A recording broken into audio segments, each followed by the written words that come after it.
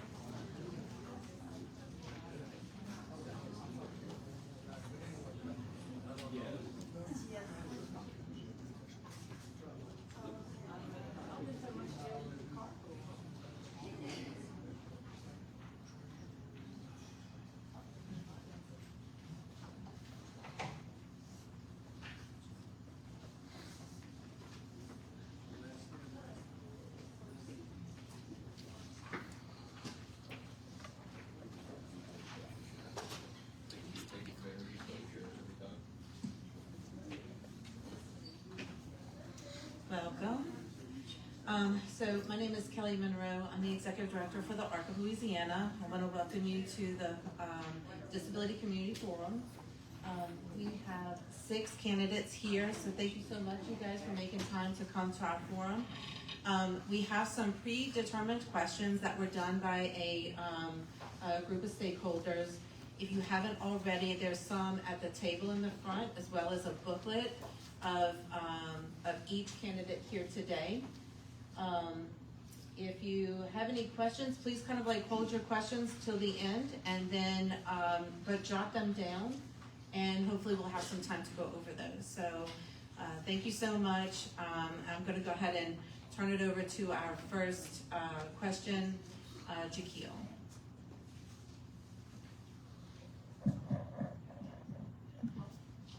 Good morning. My name is Jaquil Abdullah. I live in Orleans Parish. I'm a member of a self-advocate organization called People's First of Louisiana.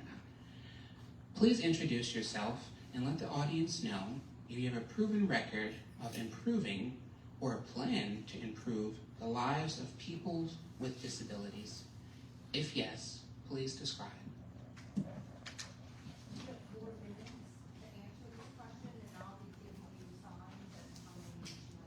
Awesome. Well, thank you. So I am Sean Wilson, candidate for governor, number 16 on the ballot, and I'm bringing with my presentations 25 years of service to the state of Louisiana, working in Republican and Democratic administrations, always in an executive role from a level of transparency and performance. The question was specifically about what have we done in this space of working with individuals with varying levels of abilities, and the question is a very easy one for me to answer. And so absolutely we have made tremendous strides under my leadership at the Department of Transportation. First and foremost, we created what was called the Diversity Advisory Council, and we were very specific and intentional that inclusive of this diversity concept was individuals with challenges, those that were visible and not visible. And so we had a large effort to help ensure that we were being compliant in the state in terms of our policies, but also in terms of our facilities in the Department of Transportation, and we made tremendous improvements therein. We've also worked very closely with many of your organizations in terms of applying for federal funds and working with U.S. Department of Transportation to find ADA compliant equipment all across the state of Louisiana and pushing that out so individuals can take full advantage of it. And then we've also worked with advocates. So I've worked with the Governor's Office of Disability Affairs because we had the largest number of individuals with known disabilities at our department, and we were recognized for ensuring that we had training programs available to them. Everything from ensuring that we had equipment to communicate, ensuring that we had translators and sign language providers at every all department presentation that we did. And so we were very cognizant and aware of what that means for our citizens as well as our participants. As governor, I intend to do more. So as a part of my administration, the Governor's Office of Disability Affairs will absolutely be a part of the cabinet, where we will include them not just in terms of engaging and reaching out, but in terms of being inclusive and working with every agency in the department from a policy perspective. every agency is unique and they have their own unique HR circumstances, but it's important that there's some consistency in terms of what we do and how we treat individuals. Last but not least, I will tell you there's an opportunity for us to do additional work in the workforce to recruit other individuals with different levels of abilities to serve in the state of Louisiana in every agency. And we will prioritize that in my administration. I think it's important that we are inclusive. It's important that we allow individuals to have an ability to achieve their own level of happiness and fulfillment and completion in their own lives by achieving certain standards, whether it's academic, whether it's practical vocational type work, or if it's something to support other work that the department is doing. I'm one who believed that everything that we did at the department was inclusive of everybody at the department, not necessarily just the person who was on the last line of defense in terms of getting it built or done, or the first side of it when it was conceived from a planning standpoint.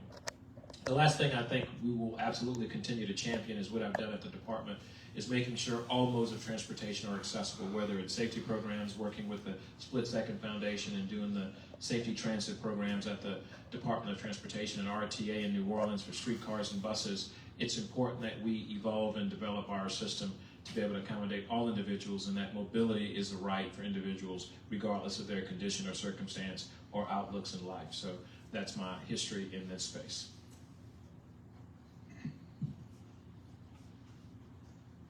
Hi, my name is Steve. Wow, that was loud. Hi, my name is Stephen Wagisback. I thought I'd stand up just so folks in the back could see as well. I appreciate the opportunity to be here today, and I very much appreciate you all being here today. I know it's an audience filled with some are consumers of therapies and products, and some are purveyors of that, and some are here just because they're informed citizens who want to help a good cause. But thanks to all of you for your role in this important issue. A little bit about me. I grew up in Gonzales, Louisiana. I had two sisters and also had a brother. He passed away very early. He was Down syndrome and born with some heart issues, and so unfortunately he did not make it very long. But his name was Craig, and my oldest son is named Craig after him. And I tell you that background because that moment really impacted my parents' life to a big extent. My dad actually, a million years ago, back in the 80s, he ran the state office of rehabilitative services in Louisiana here. And so from a very young age in our household, we were very attentive to that. My parents made it part of their cause growing up. And so I've always understood that people come in different shapes and sizes and strengths and weaknesses, and we're all built that way for a reason. And so the real true value is finding the best way to use that reason for the greater good. And so that's always been how I was raised up to that point in time. And it's a good thing I was raised that way, because years later, when I was lucky enough to find Colleen to be my wife one day, we had our three boys. And my middle son, Christopher, is a pretty traumatic pregnancy for my wife there. Christopher, thankfully, did make it through birth. And he is 18 years old today. He is high-functioning autistic. He was diagnosed at a very young age. And, you know, early on when we learned about Christopher's challenges, the first thing we thought of was like, woe is us, woe is us, woe is us. Now, if I could just back then be able to look forward to today, I would realize how thankful we should be to have Christopher in our lives. He has made my wife and I better people. He's definitely made my other two sons more attentive, understanding, well-rounded young men. And everyone he touches is a better person because of getting to know him. He has impacted our lives professionally in many ways. One is when we moved here to Louisiana and we first got his diagnosis, we went to the Baton Rouge Speech and Hearing Foundation. Some of you may have gone there back in the day. We were so impressed with the ABA services, the PT, the speech, the other services we got there. We wanted to get involved more. And so my wife chaired the capital campaign to build the Emerge Center. The Emerge Center today is a beautiful facility. And what it is, it's supposed to be all services under one roof, available regardless of your ability to pay. Because the truth is, whether you can pay or not, or whether you come from one side of town or another, the truth is, issues like autism and many others that are out there impacts everyone the same. And everyone's just as lost and clueless, and everyone's looking for the same lifeboat regardless of where you come from.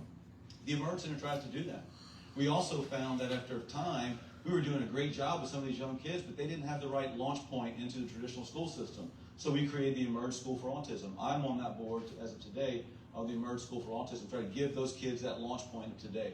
And so every year we work on those issues. We raise a lot of money for that. My job every year is to be the MC for the big gala where I basically put on a weird costume and embarrass myself for money to do that. And I do it with pride because the Emerge Center is our little piece of understanding this. But the broader viewpoint is my wife and I completely understand that everyone has their own value and gift to this world. The world's duty is to find how to pull that out from every single person. And I can tell you, if I'm lucky enough to be elected your governor, and my wife is lucky enough to be elected your first lady, you will get a 24/7 commitment from us to try to find ways to pull out the beauty and the greatness of every single person. And we can't promise to be perfect on that front, but I can promise it'll be a lifelong mission for us like it has been to this point, to this day. So thank you all very much for having us here. It's an honor to be with you all today, and I look forward to your questions.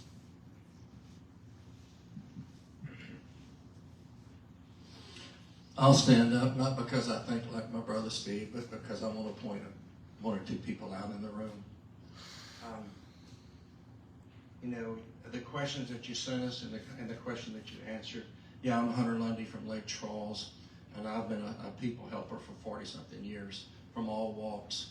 And yes, I've helped the disabilities community, and I want to tell you how. But I mean, there's people in this room that have trusted me enough and have given me enough advice. One of them is Brian Hinskins. There years ago, I represented his mother and all the siblings in that family when their daddy was killed. I represented his brother, the senator, when he got his arm hung in a rice auger. So I've been helping people in many walks for many years. But I want to talk especially about my great nephew. My older brother died in 2015, and his son was 2 years old. And Jones Cole Lundy was born with epilepsy, mitochondrial myopathy, and a genetic mutation. And of course, at the time, David, my nephew, they were living in New Orleans, and they were trying to get the best health care they could get. Ultimately, because of a school, the examination of compliance from a certain school, which was totally unjust, led them to move to Austin, Texas. Today, it's projected this child who hadn't had a seizure in 2 years and is able to hold food down for the first time in a couple of years. He's projected to graduate from high school when he's 19 years old. So this is a miracle working group. And so the questions about my involvement, yes, I left the law practice in 21 to run for governor, but I hired a guy that was Asperger's 10 years ago. One of the brightest lawyers in our office has Asperger's. And yes, you know what the limitations are, but he's got a brain that's incredible. And so you asked me what my involvement has been. I have another law partner who had a nephew that she helped raise that was born with cerebral palsy, and that we've given to that. 10, 12 years ago, I helped start a youth camp in Missouri and building a chapel that's about finished with it now. And we ran a program. We had to shut it down during COVID, but it was called Horses That Help. And so we would have once a quarter, families bring their children there, and we would have games for the siblings and give parents a 24-hour rest while we had volunteers put a child on a horse for 45 minutes in the day. And of course, we were always telling them that the horse had a testimony, where the horse came from was important, that we shared that message too. So I've been involved in helping disabled children, and I've been also a person who's looked at the cause as much as the effect when it comes to autism.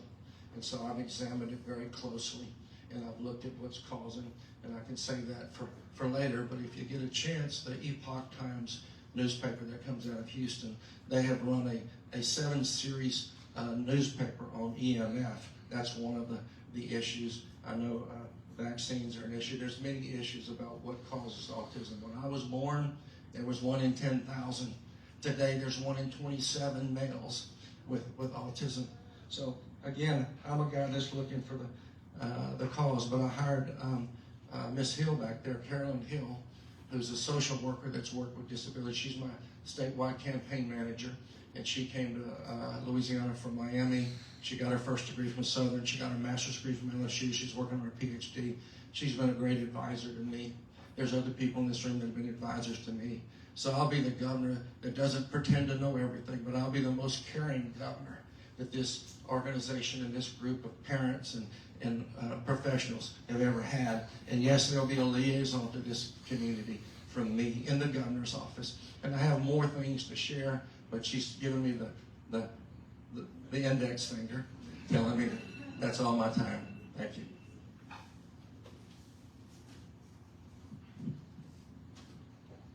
Good afternoon, everybody. I'm Representative Richard Nelson, and I'll probably get this out of the way quickly. I'm 37 years old. I know some of you are probably wondering. I hear get that a lot, but 37 years old, that's the answer to every question everybody's probably wondering.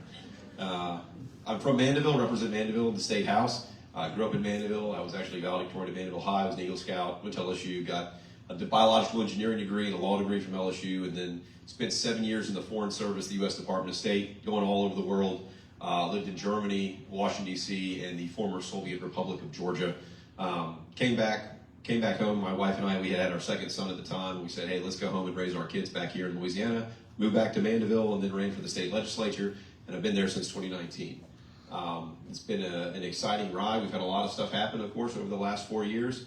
I kind of got a trial by fire in politics and everything else. Don't have any politics in my family. I get that question asked a lot. My dad was actually an IRS agent, which is like the opposite end of popularity from a politician. So that's what we had to do. But the legislature, I focused on a lot of issues, especially tax reform and education. Those are things that really matter a lot to me. But, I think that there's a lot of things we can do good in Louisiana. That's why I run for governor. So one of the things about the disability community, one of the most inspirational figures in my life has been my older brother. My older brother, John, actually was severely hearing impaired. They didn't find that out until like his first year in high school. And so when they went, the doctor or the teacher had said, hey, I think something's wrong. He seems to have, be struggling. He went to the doctor and they said, son, you must be the best lip reader that's ever existed because you got this far without barely being able to hear. And so my brother now is actually a doctor. He's a pathologist in Biloxi. And so he's, really come a long way from, struggling to do algebra because he couldn't hear anything in class. And now he's a doctor. So he's always been a really inspirational figure for me, kind of a mentor and another father figure. He's 9 years older than me, so he's always been there to help me out. And I, really appreciate that. In the legislature, I've been fortunate to be, kind of a front page or a front seat to a lot of the fights, a lot of the battles. One of the things I enjoy every year is, I have all the people right when, as soon as Christmas is over, you have everybody show up to talk to you about what's going to happen in the legislative session, and you always have disability advocates that come and sit with me in my office, and they kind of lay out, these are the things that we're working on this year, and we'd appreciate your support. And I've been fortunate enough to be able to support them every year for the last 4 years. And I think that's a good thing, because, honestly, listening is the best way to find out what issues everybody has in the state. Me personally, whether or not it touches my life or my family, that's where I get a lot of my experience. But I think sitting down and talking to people, showing up and listening about what their problems are, it's always been very important. And luckily, I think you guys have a very engaged community that's always willing to show up, that's always willing to put in that effort. And I've always been there to listen. So I appreciate that. And I've been able to support those initiatives in the legislature over the last 4 years. And I can tell you as governor, I'll continue to support that in the future. So thank you very much for having us here today. And we appreciate the opportunity to answer the rest of your questions. Thank you. Well, good afternoon. I'm very happy to be here. I'm John Schroeder. I'm currently your state treasurer, finishing up my 6th year.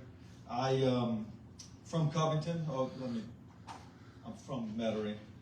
I was migrated to the North Shore 41 years ago, though. So I told a young person the other day, they asked me about my accent. I said, I've been living over here longer than you've been alive, although she was born and raised there. But Ellie and I met in college. We've been on the North Shore since.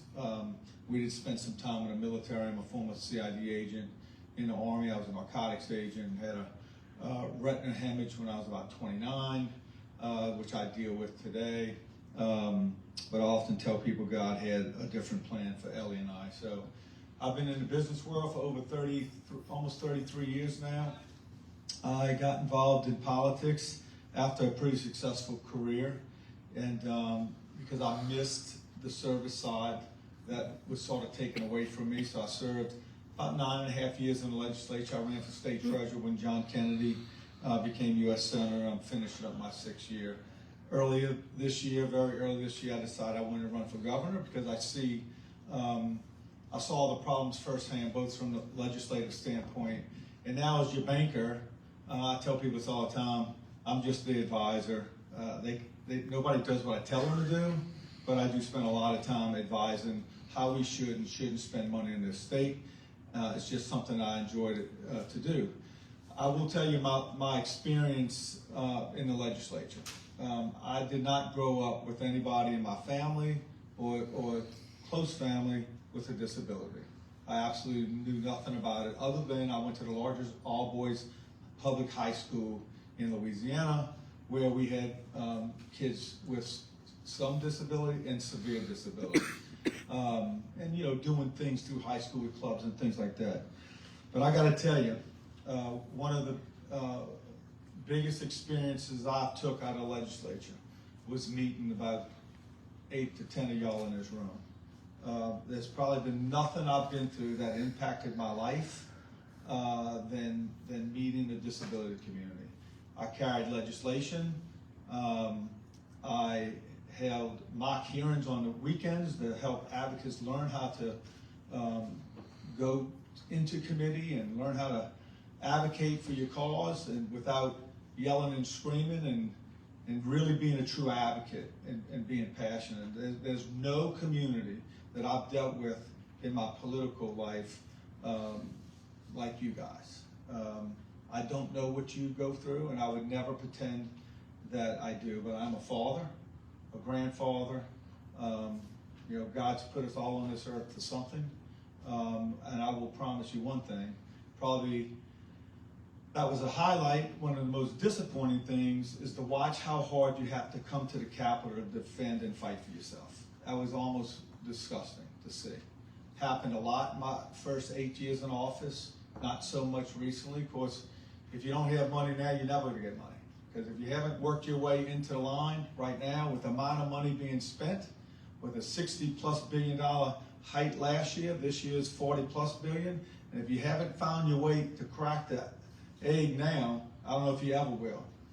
But I will tell you, I will advocate because I understand much more today than I knew 15 years ago. It's a credit to some of these people in the room. Y'all have some rock star people that represent you and work very hard. And like I said, it's been one of the most humbling things to, one, learn about the community and what your needs are, but somewhat disappointing to see how you're treated sometimes. So I'll advocate, and you shouldn't have to come to that Capitol to ask. It ought to be already, it should be a done deal. And it shouldn't, you should be not have to worry.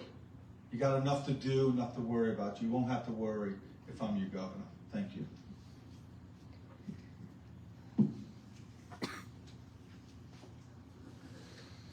Well, thank you. I'm Sharon Hewitt. I live in Slidell now. I grew up in Lake Charles. And, you know, my first experience with ARC really was the St. Tammany ARC. They ran a dry cleaners. And that was kind of a cool thing. And so we used the Stark dry cleaners for many years in Slidell. And then after Hurricane Ike happened, for those of you that are in the Lake Charles area, this was all before I was a state senator. I ended up doing a big uniform drive, and we, of course, got everything dry cleaned, and we took it down to Johnson Bayou, which was devastated there in Cameron Parish. And one of the things we learned is the ARC in Lake Charles, and I don't know if anybody's here from Lake Charles, but they made these little chair back pocket things that would hang on the back of the desks, and they all got lost in the hurricane. And so we had the ARC in Lake Charles make some new chair backs. And so that was kind of my first introduction. That was as a volunteer, kind of a PTA mom, and that was our way of giving back to all the communities that had helped us after Katrina. But as a state senator, I've had an opportunity to be so much more involved with you all, and you know, I have served on the finance committee, and I can remember after first getting elected, I've been there 8 years now. I came in when Governor Edwards came in, and we had the big fiscal cliff, and so we started all these hearings immediately about what are we going to do with the $2 billion fiscal cliff. And of course, you all were on the chopping block. Every program that you had and everything that was important to you was on the chopping block. And I sat through hours and hours and hours of testimony with many of you there in yellow shirts explaining to us why this would be devastating.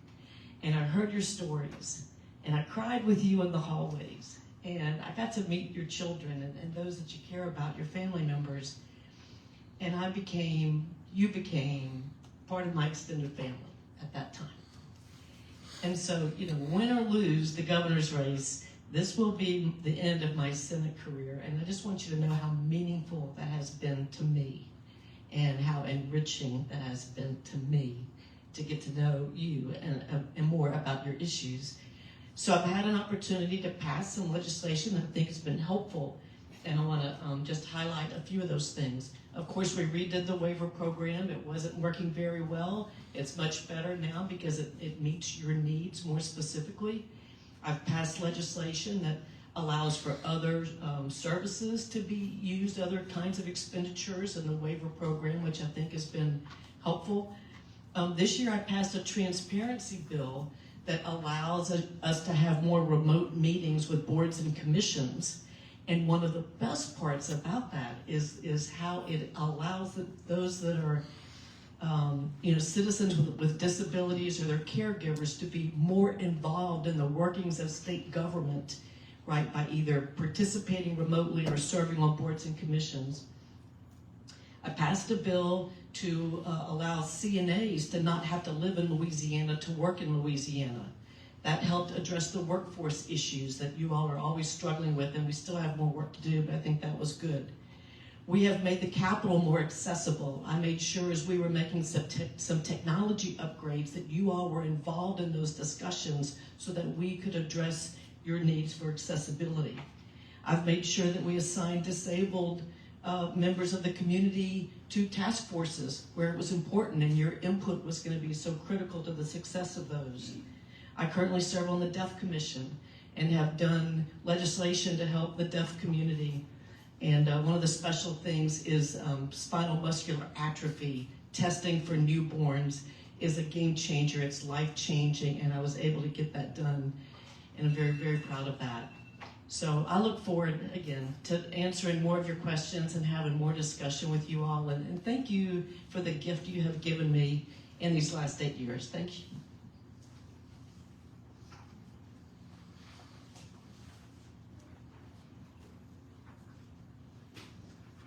Hi, my name is Sandra Terrell. I'm a parent of a daughter who's 21 years old with a developmental disability.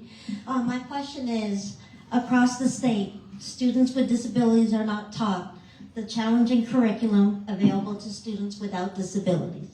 As governor, how would you work to ensure that students with disabilities have the same access to ambitious educational opportunities that other students have, and that incorporate developmental milestones considered comparable to their peers without disabilities? You have 3 minutes to answer. Thank you.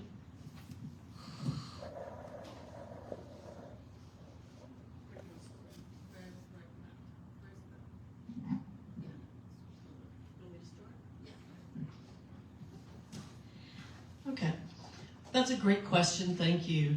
So, I know that, first of all, in school, your children get IEPs, that means individualized, but yet quite often what you get stuck with is something that is not very individualized, and so that is a problem. Individualized IEPs are supposed to be individualized, and so we want to make sure that we do a better job of that so that children get the services that they need, and to be challenged in every way that they can be to get the very, the maximum potential, so they can reach their maximum potential.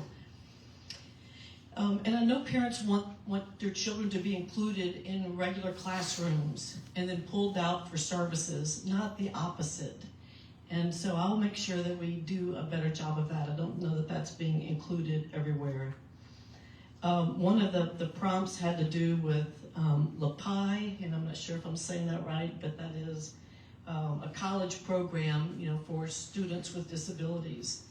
And we have some of those. I know we have them at Southeastern and UL and Nichols.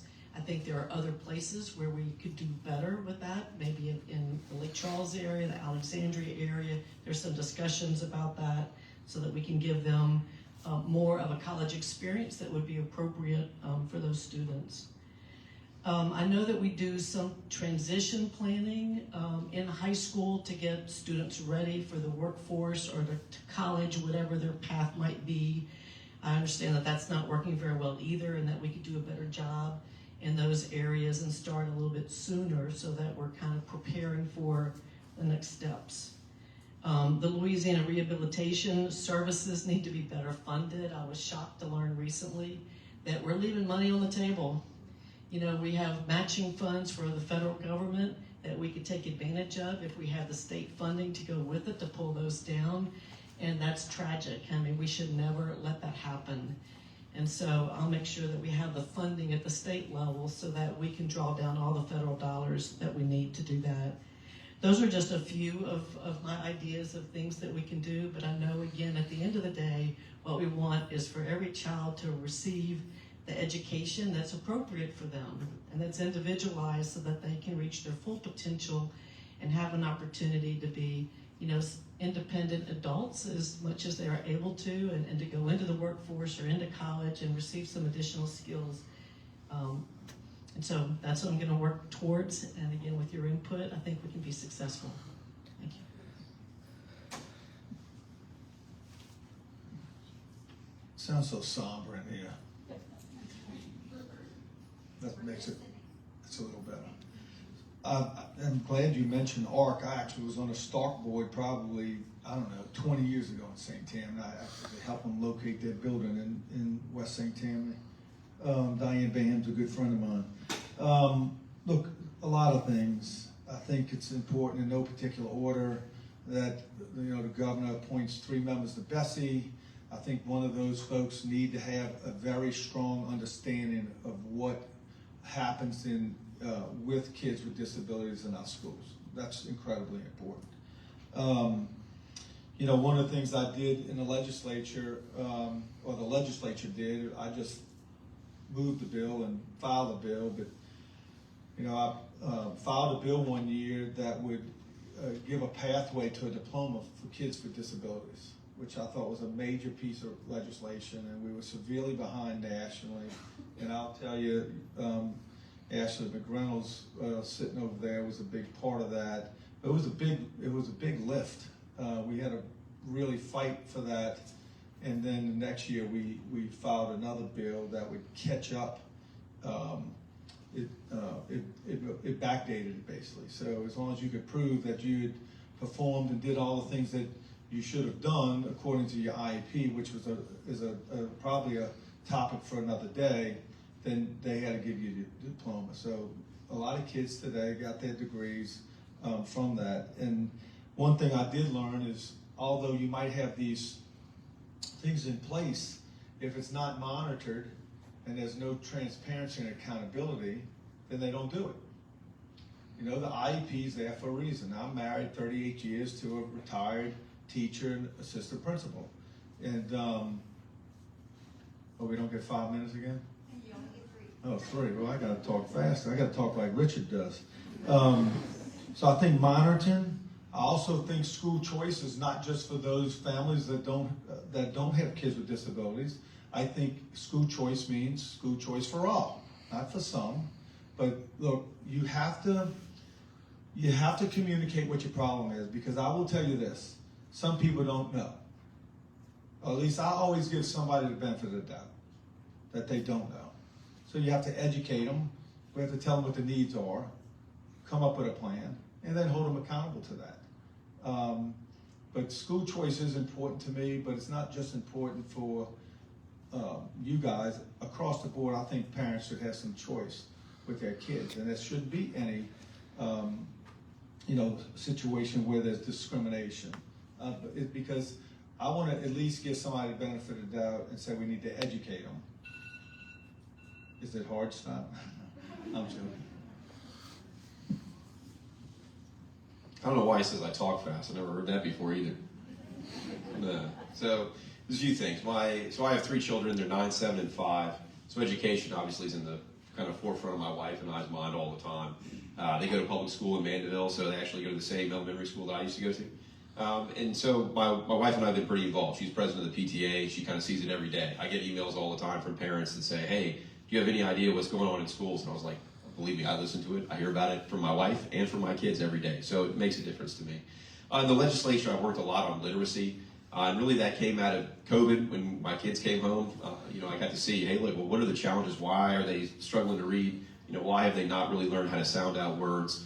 It's kind of a departure from phonics. And so I brought bills in the legislature to really focus the curriculum on phonics, as well as I passed a bill this year that said, if you can't read at the end of 3rd grade, you get held back and you give an extra intervention. I think really that focus on literacy is really important for everybody, because really that's really the first step in being independent, being able to learn. You got to go from learning to read to reading to learn. So that's been, I think, very critical. One of the things too is along those same lines, I went and testified at Bessie. I was the only public official that went and testified to put the first voucher school, or not voucher, charter school in St. Tammany Parish, and was the Louisiana Key Academy, basically for dyslexic students. And so to give that option, because they weren't being served by the public school system in St. Tammany, and I waited for 6 hours to testify at that Bessie meeting, that now the school is open and I get calls from parents all the time about how well it's doing and how glad they are that their kids have another option because they weren't getting the services they needed just in the public school in general. So I think that was a thing that we need to promote. I know they're opening another one in Shreveport. It's been relatively successful to have one here in Baton Rouge. And I think really when you're looking at, the statewide, how can you, as the governor or in the state government, how can you have those impacts across the state? I think really the accountability formula for public schools is probably the most important thing. Really including extra points in that formula for helping every student reach their potential. I think that's really important because really I think those public school systems, they look at that accountability formula and that's how they gauge where they're going to put their money, where they're going to put their resources. And so, I think providing extra points for kids that, have some kind of exceptionality on either end, I think that's really important so that basically everybody achieves the best they can. And when you're looking at Louisiana and why are we an outlier, why are we at the bottom of every list, I think that the accountability formula really is what we have to use to tailor our approach to really address those issues. And most of our education is done on a local level. We got local school boards, we got local superintendents, and they make most of that policy. But on a state level, we can set that accountability formula, and I think really kind of drive them and nudge them in the right direction. So that's really what I would focus on. I think on the, post-secondary education, or where you're going to go from after high school, how you're going to get a job. I think you can use that accountability formula as well, because if you give credit for those things that really are going to be successful in the long run, that's how you can encourage them to put kids on the right path. Thanks. Unfortunately, I can't talk as fast as Richard, but I'll try to get as much as I can in 3 minutes. So you have to start when they're young. You've heard my message about education. There's no different for whether it's a disabled child or not a disabled child. You got to start when they're 3 years old. You got to diagnose it. You got to know what the problem is, and you got to reach out right then and there. You can't wait. And yes, I came from a family of educators and kindergarten teachers, but my nephew, my brother, who's now the CEO of the law firm since I left, he had a son that's dyslexic. Started when he was really young. Today, that boy's finished high school. He made a decent score on the ACT, and he's in a community college. Still dyslexic, but he can function. And so we know, and I agree, accountability is really important. I have a law partner who's the nephew I told you that was born with cerebral palsy. He got a scholarship. He got rehabilitation aid to go to UL, and so we have that. And so as the governor, I'm not a bureaucrat or a lobbyist or a politician. I just have a heart for this community. My job is to get every dollar I can possibly get to take care of your children and to take care of the economy and to see that they have that opportunity after high school, have the opportunity to go beyond because they're capable. I left my son's brother-in-law out of the picture. My son's brother-in-law is autistic. And he's pretty severely, but he's functioning. He has a master's degree in tax. So I worked hard to help him get a job with a CPA firm. Now he's working he's an actuarial genius. He should be in the life insurance community. But we know if the opportunities are there, then they can do that. Yes, I'm the candidate that says it. Raise the minimum wage. If we want to change hope in Louisiana for all facets of society, we've got to change the minimum wage. These case managers that are coming to work with our children and so forth aren't getting paid anything. That's got to change. And there's got to be compliance with the agencies. Because, you get a budget and then you pay these workers so little to go help with your children and so forth. That has to be monitored. So I'm the guy that believes, I believe in redemption and second chances, but I believe in accountability from the bottom up. So I know I'm about out of time, but I'm all for the programs. As the governor, we'll have a liaison not only to this community, we'll have one to Washington, D.C. Because we did miss matching dollars because they weren't paying attention. I talked to Kate Brumley not long ago about the fact that money was missed because somebody wasn't watching. So we're going to have somebody watching Washington for every federal dollar that can come to Louisiana that can benefit one of your children or one of the people that you work for. So that's what I offer. I have a little wisdom, and I certainly have a good work ethic, and I love people. Thank you. right on time. Going to your question, then how children with disabilities and without disabilities can get similar level of performance in a school system. I think it's important to remember that when a parent first gets that diagnosis, the amount of questions they have is overwhelming. And there's no clear path for a lot of these decisions. And you go to doctors and therapists and counselors and all that stuff, and you get good, all well-intentioned advice, but it just gets overwhelming. And so I think any solution to this has to be simple. Because if it's complex, it'll get buried underneath the confusion of advice, and it's just hard for parents to do. So in that vein, several years ago, we were part of a group, my wife and I, that worked at the Baton Rouge Area Foundation to put together a website called Exceptional Lives. And the goal was to put together a one-stop shop where everyone could go and find all the resources. I would tell you the good news is the website's there today. Some of you may be on that website as we speak. That's the good news. The bad news is I'm not sure we've done a good enough job of promoting that to individuals, to parents, to school systems, to providers, to employers. I think there needs to be a robust sales pitch that becomes the one-stop shop to try to clear up some of that confusion. And I think that there's work to be done there to make that truly beneficial. But it is a good start to provide that clarity on that front. The other piece is, it's important to remember when your child goes to a school, the district gets a little extra money in the formula for having a child that's $88 and has an IEP. The district gets that extra dollars, but it's not always the mandate that goes directly to that child's delivery.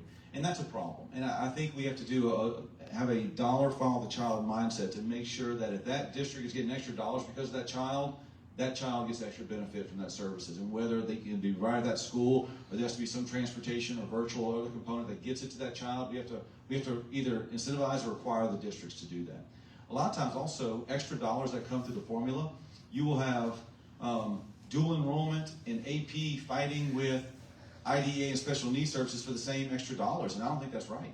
I think if you have an exceptional child who's on the path to four-year college, it's great, but why are they taking dollars from a child who might need more work just to be able to get in a reading perspective? She gave me 1 minute warning, go fast. The other piece, I was on the State Board of Education for a year when I was 2012, and the first thing I said is, show me the charter school in this state that's doing the best job with autistic children. They brought me to Arthur Ashe School in New Orleans, and when I walked through it that day, you know what I learned? What they were doing with the children with autism worked very well for the children without autism. We have to also educate our teachers that the ways to deliver education that helps a child on the autism spectrum is also really good for a child who's not on the spectrum. Delivery models work a big piece there. The last thing I would say real quick before she gives me the kicker is I believe in parental choice. I believe empowering parents to be able to use some of the dollars that the state spends flexibly to go find a different solution for their child. I think competition is a good thing for special needs parents. And if a district in an area knows, Hunter's right, the diagnosis of autism is going through the roof, and I hate to talk about autism so much, it's more personal to me, but there's a market there. If we make those dollars fungible, then the market will respond and give parents an option in ways that we can't even envision to this point in time. So I think parental choice is a great gateway to bring in new delivery of services for those parents. All right, so I will tell you, every student is differently abled in terms of what they can do and what they can learn and how they can perform. And the most important thing that has changed, I think, the way society has dealt with that has really been the stakeholder community that has advocated for fair and balanced treatment. It's also the case law that we've had across the country that has made states and governments more accountable for that. Here's what we need to be doing in Louisiana. One, we need to be making the investments that are necessary at every level, whether it's early childhood education or K-12 or at the university level. I know firsthand when I was student government president at USL, we dedicated student resources for disability awareness on our campus to assist students who had challenges and needed additional equipment and resources to be able to exceed because the state didn't provide that. Go back and look at the resources that we've provided across the state to the Department of Education or through the legislative funding process. I'm the only candidate that has advocated from day one the importance of maintaining the resources that we have to address the needs that we have in the state of Louisiana. And those needs happen to be in the world of education first and foremost, particularly for individuals with disability, to ensure that we can provide them the resources to be able to address it. You also have to look at Bessie, because Bessie is going to be the entity that's going to provide the greatest continuity across the state of Louisiana. As governor, I don't control Bessie, but I do have appointments. And I agree that we ought to have individuals with early childhood education experience, and we also ought to have individuals appointed that have relationships and knowledge about the disability community to be able to advocate for them at that level. I also think it's important for us to look at the resources that are available in every agency in the state of Louisiana. If you go back and triangulate all of the data of who's getting resources from Department of Health, Children and Family Services, the Department of Labor, there's an opportunity to guarantee that those resources are following those individuals and increase those individuals' resources as a result of leveraging dollars that they might be missing out on. I've long advocated to make sure that we provide all of the resources to the local community. I'm also a believer that the nonprofit community, much like the individuals that are represented here today, can be absolutely pivotal in making sure that we're providing those resources in the communities, in the schools, in the households with the families that have children and adults in need of those services. I've watched my family deal with this. We've had two autistic children in our family, severely and a mildly autistic nephews, brothers. And I saw the pain of them having to leave Louisiana to go to Texas because of the resources that are available to them. The last thing and the most important thing is we need to find best practices that are working in every state and bring them back to Louisiana, but we're going to need the resources to dedicate to that.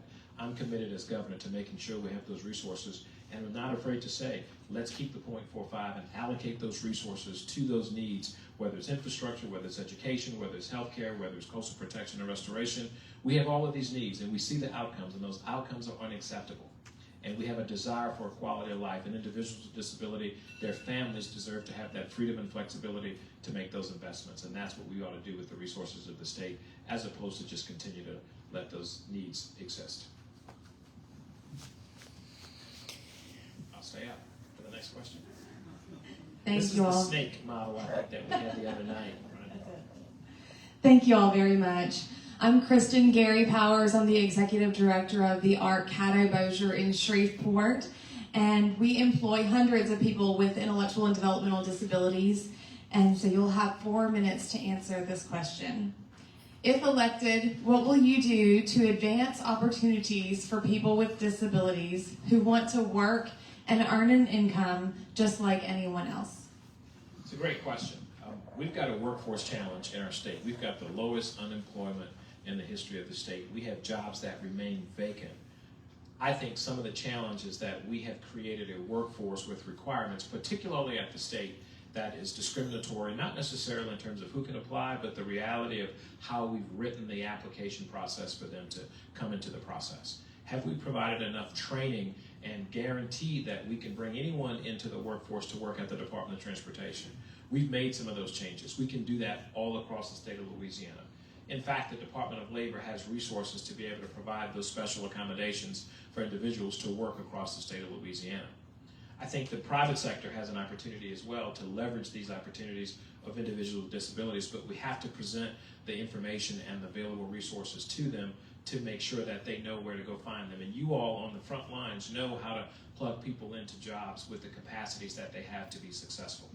In order for us to do that, the state has to be able to market itself differently. We have to be able to communicate what we're doing differently. And we have to have people sitting at the table making the decisions. Many of you heard the old adage, if you're not at the table when the decisions are made, you're going to be on the menu. It's important to have individuals in every state agency that represent these priorities, because every agency has unique opportunities to be creative, to be innovative that we may not see today. And we were able to do that at the Department of Transportation. Whether it was in the mailroom, whether it was in the planning department, whether it was in the engineering section, whether it was out in the district, we were able to find individuals, because 1 in 3 citizens in the state of Louisiana have a disability, whether it's known or unknown. And we cannot discount a third of our population because of abilities or challenges that they may have. So we have to accommodate ourselves to be able to embrace that. So yes, we will go back at civil service, and I will ask our folks in every agency to go back and look at those job descriptions, look at those opportunities. And more importantly, not only are you going to look at those opportunities on paper, but these are changes that we made at the department to make sure that we were representative of the people that we were interviewing. You can't expect someone who might have a disability that's noticeable come into a panel of individuals who do not have an ability or a physical challenge that's noticeable and expect them to feel treated whole and acceptable and be able to compete for those things. Whether it's with the testing, whether it's with the interview process, all of those are things that we can absolutely do. I also think it's important that we continue to communicate, not necessarily just with the private sector, but the nonprofit community, our faith-based community, as well as the families. You know, where do we find the workforce that's out there? Because you all have a better handle of who we can employ, how we can use them, and where are the ombudsmen to fight for them and advocate for them within the role and scope of state government. And then last but not least, making sure that the state provides the communication tools, the technology, and all of these things to make sure that individuals who are coming, engaging with us for services or for employment opportunities, that they're there. And if you're going to live with wages, you've got to increase those wages, no doubt. Because an individual that might come with disabilities will have additional costs and challenges to be able to work. And if we're going to pay them the same, we need to acknowledge the difficulty associated with that and the unrealistic expectation that we might be placing on them. And last but not least, I just can't help but reiterate the importance of having full participation, not just in terms of the executive office of the governor or the Office of Disability Affairs, but in every agency, on boards and commissions all across the state. Until we permeate all of these decision-making factors in these entities, you're never going to have any entity that's going to honestly change the culture and the acceptance of what we have. And that is where we have to get across that. We've come a long way, but we're not where we need to be. And you know it as well as I do in terms of who's getting told no, who's having a door closed in their face, who's not even giving them a second chance to come in and get an interview. Those are things that we have to fight and advocate for, and as governor, I'm committed to doing that. You know, my wife's name is Colleen, and so she's a fantastic person in many ways, wife, mother, all that good stuff. But she's also a small business owner. And, you know, it was interesting. I was going around to meet people beforehand, and I met Sandra there, and she said, oh, I think I know your wife, Colleen. When, you know, many years ago, I talked to Colleen, and we talked about advice on how to handle an autism diagnosis. I tell you that because if you are a parent of someone with developmental disabilities, you spend a lifetime learning the strengths and weaknesses and the opportunities, searching for different, you know, aspects there. Well, now fast forward to today, Colleen's a small business owner. And she has a product line that she sells online. Well, she's also an employer of an autistic employee. Now, if she didn't have the experience of being that mom, she probably wouldn't have taken that leap. But she did. And Drew, who, I should have brought Drew with me today. He's a hoot, okay? But Drew works in her warehouse. And he loves continuous, repetitive functions. And it's his happy spot. And it just gives him comfort.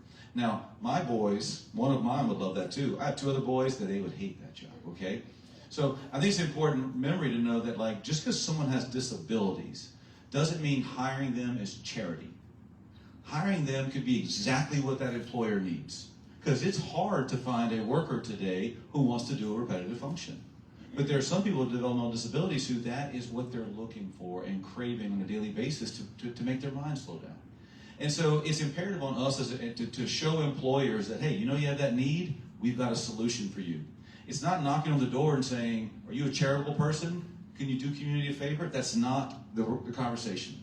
It is matching needs. And so what's imperative on the state is to make that dialogue easier. So we have a workforce commission. We also have something called the WIC, the Workforce Investment Council. When the WIC and the workforce commission is working well, what they're doing is they're looking at regional job needs, regional job vacancies, and trying to put the data out there to make it easier to close that gap. They don't do a good enough job on focusing on identifying developmental disability assets and how it translates well to certain type of job openings. If we do that, I think we can really use this workforce crisis we're in to an advantage. Because the truth is, people can't find people who want to work right now. And the developmental disability community has a great potential to be a solution right there, but you've got to make it easy for employers to find them. The second piece is employers aren't universally trained like my wife was trained by her own personal experiences. So I can bring someone with that skill set to an employer, but they're going to be nervous. And it doesn't make them a bad person for being nervous. They don't have the experience that my wife and I are lucky enough to have. So we have to develop training protocols. We have to put in place training videos. We have to go in and have counseling to go in and show those employers, this is very workable for you. This will be a good experience for you, and your coworkers will actually like it as well. And once we kind of take away that mystique, and all of a sudden success stories start being contagious in a community, I think this becomes more cruise control, second nature. But there is a gap there we have to overcome. What the state can do, I think, is to kind of close that gap, identifying skills and assets that developmentally disabled workers have, taking all the job openings and figure out what skills they're looking for, and help connect those dots to the Workforce Commission and the WIC, and then have training for employers to make sure they understand that it's not just a charitable step for them, it's an advantageous step for them. It will help their productivity. It'll help their bottom line. I think we can get there, and the state can be a good partner on that front. The last piece in my 15 seconds. The Bridge to Independence program at Nicholls State University, I think is phenomenal. If you haven't seen it, please go take a look at it. Because we're about to embark on this post-high school era with Christopher. We don't know what to do. We walked into the Bridge program. It was like an eye-opening experience for us. They take those children and they teach them some of the workforce relevant skills that employers could come kick the tires on. Employers are starting to learn about it and starting to go hunt around those programs as well. As governor, I'd like to make sure that multiple regional universities have programs like that so regional employers know where to go to look for workers that can best fit their needs.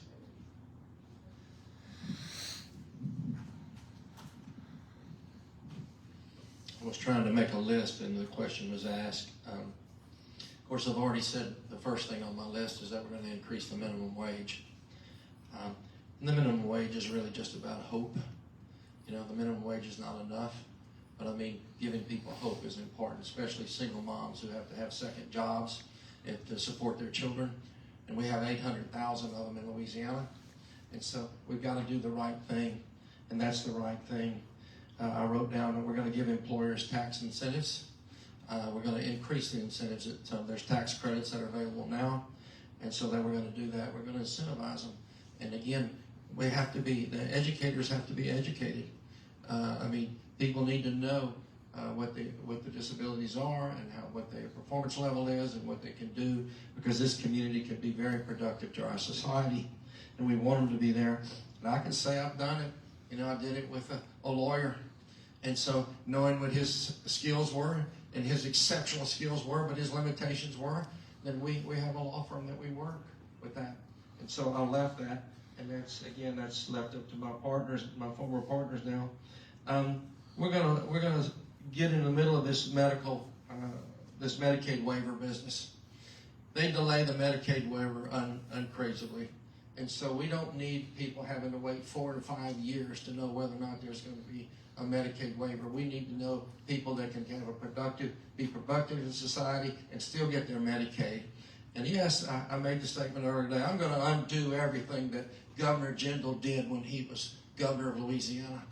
Because he hurt this community as well, as bad as hurting public education, as bad as hurting health care. So that's going to be an effort that I try to do. And part of that has to do, and of course he's not here today, your Attorney General. I mentioned it the other night. He wrote a love letter on May the 5th, 2013, to Governor Jindal, commending him for trying to not allow Medicaid to go to poor people that needed Medicaid. It was put in the Baton Rouge Advocate on May the 5th, 2013. Go look at it. And so, I'm interested in his position because he won't appear in any forum except when he can control the questions to answer the question of what his position is. But go look what his position is. And so if he says he's for the Medicaid expansion today, don't believe him. How will you support, I'm looking at your questions. So we're going to give incentives to employers. The governor's office can create a program to where we can incentivize people over and above the tax credits. And yes, I'm for not an offset from a tax credit based upon a Medicaid gift.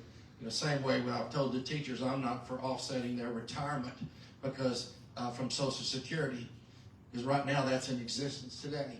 So teachers that paid into the Social Security system and they're getting teacher retirement, it shouldn't be taken away from them because their Social Security should still be paid to them. I feel the same way about the Medicaid and the tax credits. There shouldn't be an offset. So that's an incentive to people. It's an incentive to employers. And so we'll come up with more ideas. And again, I've always employed people smarter than me, and we'll have people smarter than me. I'll be listening to y'all as to what needs to be done. You will be the ones making the decisions, and I'll be the guy trying to get the money to do every program similar to it. He's talking about in Nicholls State today. It's a great program. We have to have that in every college, every university for this community. Thank you.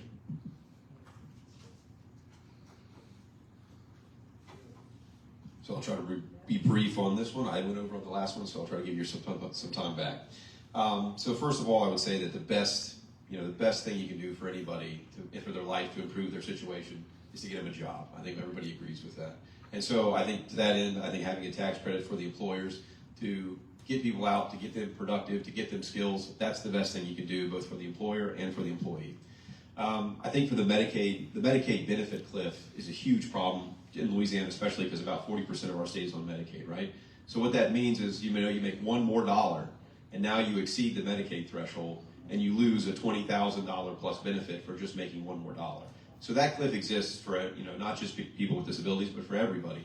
And I've worked with employers and employees before who say, listen, I thank you for offering to promote me, but don't promote me. Don't give me any extra money, because if I make one more dollar, if I go from making $10 an hour to, $12 an hour, 15 to 17, now I'm not going to be eligible for Medicaid, and so I'm not going to be able to afford it. And so the fact that you have people turning down responsibility, that you have people turning down a wage increase simply to maintain Medicaid, that's a terrible policy. I think any economist would look at that and say you've got a problem. And so really what you have to look at is some kind of stepped, a step decrease in benefits. So instead of losing everything when you make one more dollar, you basically just have a dollar for dollar reduction, right? So that way nobody is ever incentivized to not take a raise, to not get a promotion. And I think that exists across the board for Medicaid, is that we really have to look at reforming that system and getting waivers from the federal government to implement that, so that there's never an incentive not to take a raise, never an incentive not to take a better job, simply to preserve that benefit. The other thing that I think is really important that I talk about all the time is the value of the community and technical college system. It's really one of the things we invest the least amount of money as a state. As a state, we only spend about $125 million on the entire community technical college system. And yet that's really the area where you take somebody who's making $10 an hour, and in either 2 years at most, maybe even a couple months, they go from making $10 an hour to making $30 an hour. And so that can change your life. And there's a lot of different avenues that you can go through to really meet the needs of employers. But one of the interesting things about it is in Louisiana, we have the highest tuition for community and technical college system in the South, the highest tuition. So for people who have the most and greatest need to really change their life by getting some kind of technical certificate, getting some kind of credential, getting an associate's degree, we put the largest barrier in front. And then we tell them, oh, by the way, if you fill out all this paperwork, if you wait a few weeks to figure it out, while you're working, your 2 jobs that are paying you $10 an hour, then maybe one day you'll get the tuition credit so that we'll waive it. It's not going to cost you $5,000. So I think we really need to reduce that tuition so that it's really just a minimal amount for people to have some skin in the game, as opposed to keeping this huge barrier for people to really improve their own lives. And I think for the community and technical college system, we really make that accessible to people. They'll really be able to fix everything, or they'll really be able to take their own future in their hands and really get out there and earn their full potential. So those are the things that I would do in order to fix some of these problems, and I think they are applied to the state as a whole as well as to the disabled community. Thank you. How much time? 4? So, my wife and I have made our careers business-wise in the small business community. Hair salons, grocery, laundromat. I wasn't smart enough to be a lawyer. I just want to see if you could smile. There's a huge disconnect between what you go through and guys like me, the small business guy. There's tons of jobs, tons. And Ellie and I were talking about this yesterday, because this whole minimum wage thing, some people gave me flack. I know Hunter's a little older than me, but I too said I would support raising the minimum wage.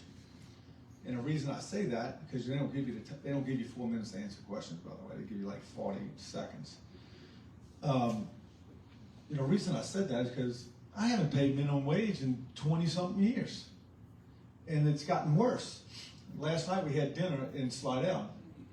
And they had a sign up, start and pay at Times Grill in Old Town, $13 to $16. I told somebody else that story today. $13 to $16 to go flip burgers. That ain't bad. So we're well past the minimum wage. But what I wanted to relay, I was sitting here listening to everybody. We're in the construction business. We have these small businesses where 2, 3, 4, 5 employees, and there's great opportunity. But I promise you, if I walked in a shopping center where Ellie and I own a shopping center outside of Beta Springs in the country, not one of these young or small business owners know that. So I think there's plenty of opportunity for jobs that small business owners just don't know how to get to. Now, I'll be honest with y'all guys. Let's see how honest y'all are. Raise your hand if you have faith in government. Raise your hand. Come on. Well, there's a couple. Good. Well, up until just now, I haven't been able to coerce but one person Saturday to raise their hand. The reason I say that, man, I don't see government do very many things well. We don't have enough entrepreneur-minded people who want to get involved in government to approach it in a business way that 1 + 1 has to equal 2. Because I can tell you, when I first took over Treasury, I had to cut $485,000 from my operations to get pay raises. How many of y'all would do that? You know, you can't. It's impossible. But government allows it. It happens in government every day.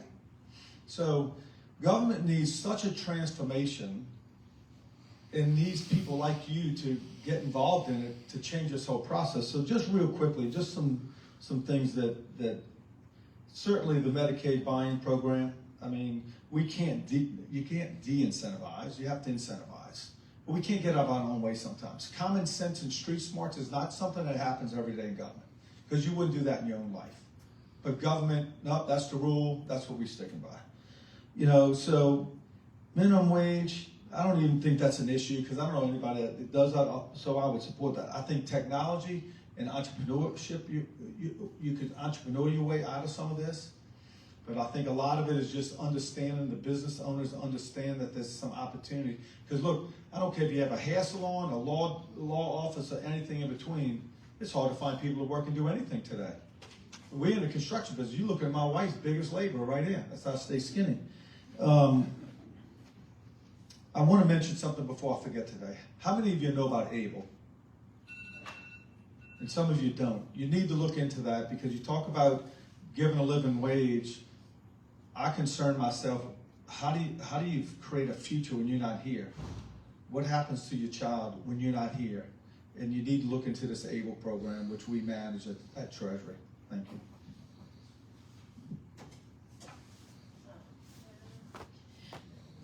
There was a young man that worked at the Winn-Dixie, where I grocery shopped for a long, long time, still do.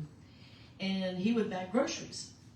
And, you know, he had a disability, but he was the life of the checkout section, right? I looked forward to seeing him.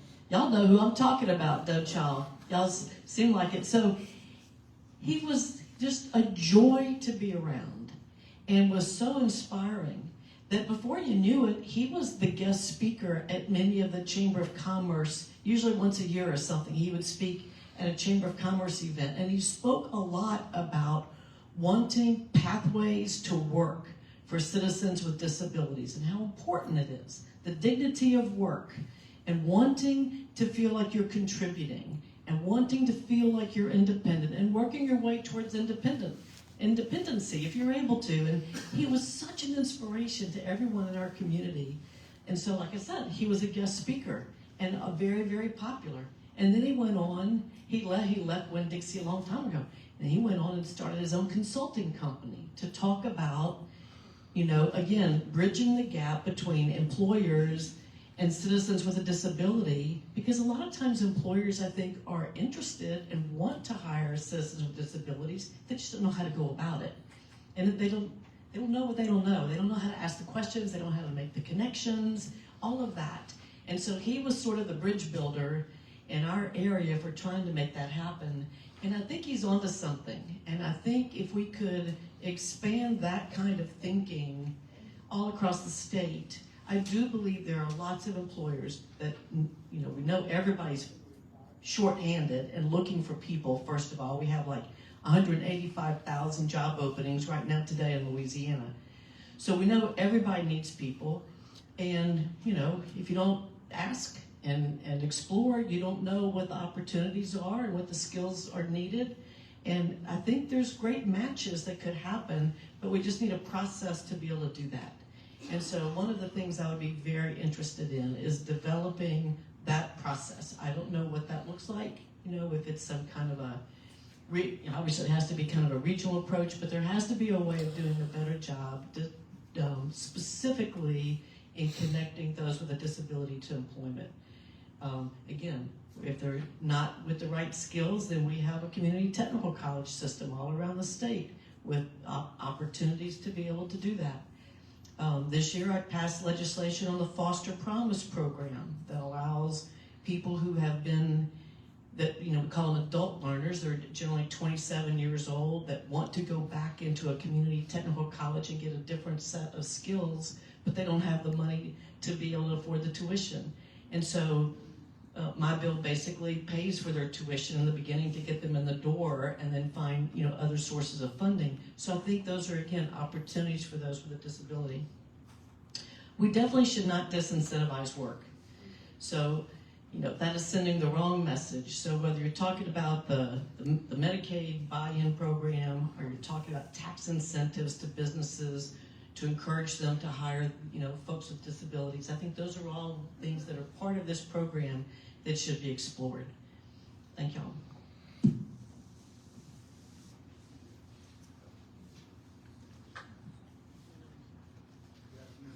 Is it working? Yeah. Good afternoon. My name is Brian Henskins. I'm the CEO of Lorcan Lafayette, and we all want to thank you for your time and your presence here today. My question to you is this. Louisiana is having a significant workforce crisis, and as we continually look for the reasons for this crisis, we found that Louisiana is currently $5 below the national average for provider reimbursement rate, which has a direct effect on the hourly rates offered to direct support professionals. In other words, this low reimbursement rate is one of the leading causes of the workforce crisis. So, how will you ensure that children and adults with disabilities have the direct support and services needed to continue living and working in their communities and stay out of expensive Medicaid-funded, state-run institutions and nursing homes? And you have 5 minutes to answer. Thank you. Well, thank you. This is a huge problem, I know, because you can't get someone to come to your house and provide services for $9 an hour or whatever the number is. It's ridiculous. And, you know, people who work in healthcare, I find, are very compassionate, right? They're working just like teachers. They're working because they feel a pull and want to help people. But gosh, they have bills they have to pay, and you can't ask them to do it for $9 an hour. And so, yes, we did make a little headway over these last few years in the legislature with bills to try to help increase the rate, the rebasing and all of that. We struggled a little bit with, you know, do you pay it to the providers and they figure it out, or do you increase the pay directly to the, you know, to the professionals, the direct support professionals? I don't know if we have figured that out exactly, but bottom line, we know however you slice it, it's still not enough money, because those healthcare professionals are in high demand right now. With COVID, right, we burned out a whole lot of healthcare professionals. They figured out that everybody was short, and so they could make, you know, 50% more pay if they became travel nurses or whatever, and you just couldn't compete. You couldn't get people, and I understand that, and so pay has to be a big part of that, and that's just simply, you know, the legislature having enough courage or foresight or whatever the word would be to appropriate more money. I mean, it's as simple as that. This is a problem that we can fix. You know, a lot of times you can't fix everything because the federal government gets in the way. But this is something we can fix. This is a Louisiana problem, and it is something that we can address, and I absolutely commit to you that I will do that as governor.